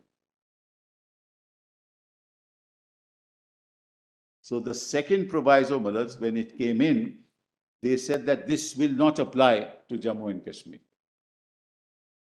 They needed consent. And so therefore no bill could be introduced. This is consistent with all of the provisions, including 370. Including the powers of concurrence, Malads, with respect to the concurrent list in the concurrent list of the Constitution as applicable. So this is a consistent thread throughout, which is accepted by the Constitution makers. So now, Malad, if you now go to 356, document volume 3, no, this is very, read PDF page 92, I'll read further, Malad. So they suspended this.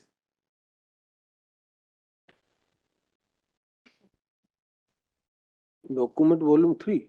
Yes, Malad, volume 3, PDF page 92. That's the proclamation.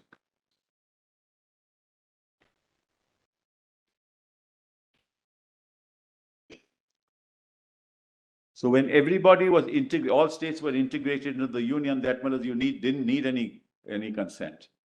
But since this was not integrated, Jammu and Kashmir, therefore the second proviso was provided.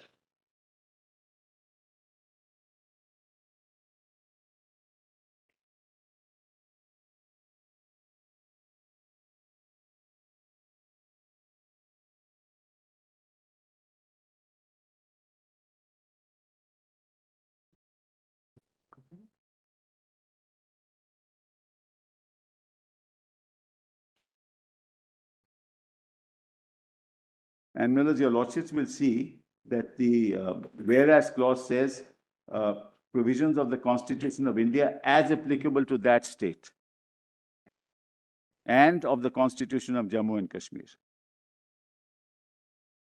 Both.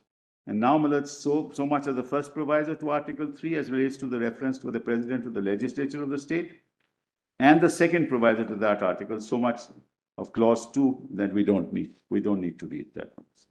Then Millers, kindly item 3 of the proclamation. Any reference in the Constitution and the state constitution to the governor shall, in relation to the said state, be construed as reference to the president. And any reference in the Constitution and the state constitution to the legislature of the state or the houses thereof shall, insofar as it relates to the functions and powers thereof, be construed unless the context otherwise requires as a reference to Parliament. So governor functions to Parliament, legislature functions to Parliament. So it's all Millers. The power is concentrated in Parliament to do what it likes. And in particular, the reference to Section 91 of the state constitution to the governor and to the legislature of the state or the houses thereof shall be construed as references to the president and to Parliament, or to the houses thereof respectively. So, Millers, you lose the link between the center and the state altogether. You absorb the powers of the state with yourself as the executive as well as Parliament as the legislature. And you decide without reference to any other institution. Governor means president, legislature means Parliament. So you can do what you like.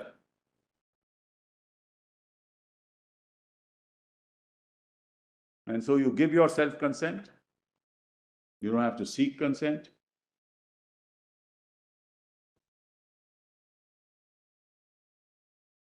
And the people who gave themselves this constitution are left out of the process altogether.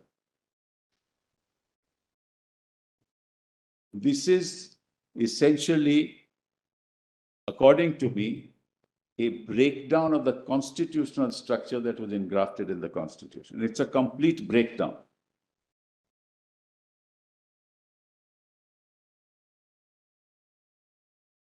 By inhering in yourself as the union, the power of the state, executive power of the state, and by Parliament, the legislative power of the legislature. So you do away with any representative form of government, do away with institutions, and make it irreversible.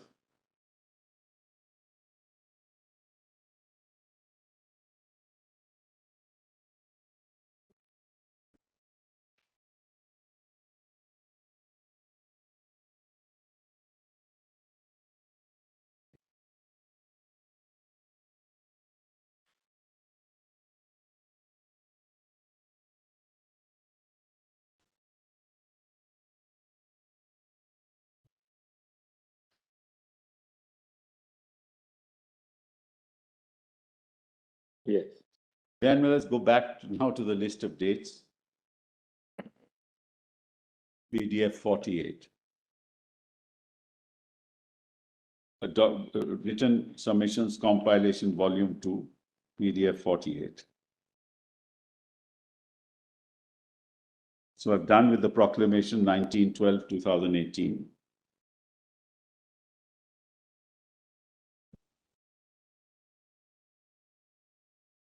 So item 60.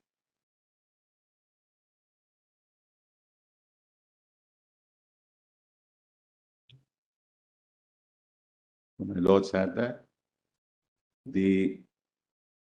A resolution approving this proclamation issued by the President on 19/12/2018 was passed in the Lok Sabha on 28/12 and the Rajya Sabha on 3rd of January. Then, Malas, we don't have to read this. Jammu Kashmir peoples, we're not concerned. Kindly come to 60, item 65, PDF, page 50.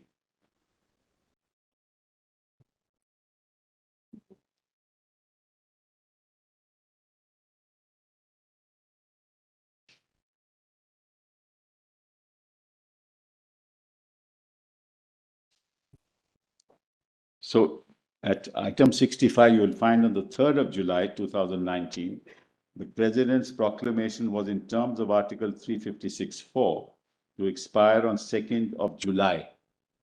6 months, Malas.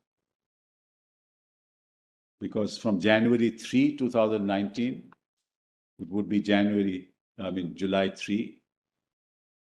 So it was to expire on 2nd July. Consequently, President's rule in J&K was extended for a further period of 6 months with effect from 3rd of July till the 28th of June 2019 and Rajya Sabha on 1st of July. Then leave all this. Then 72, page 53, PDF page 53.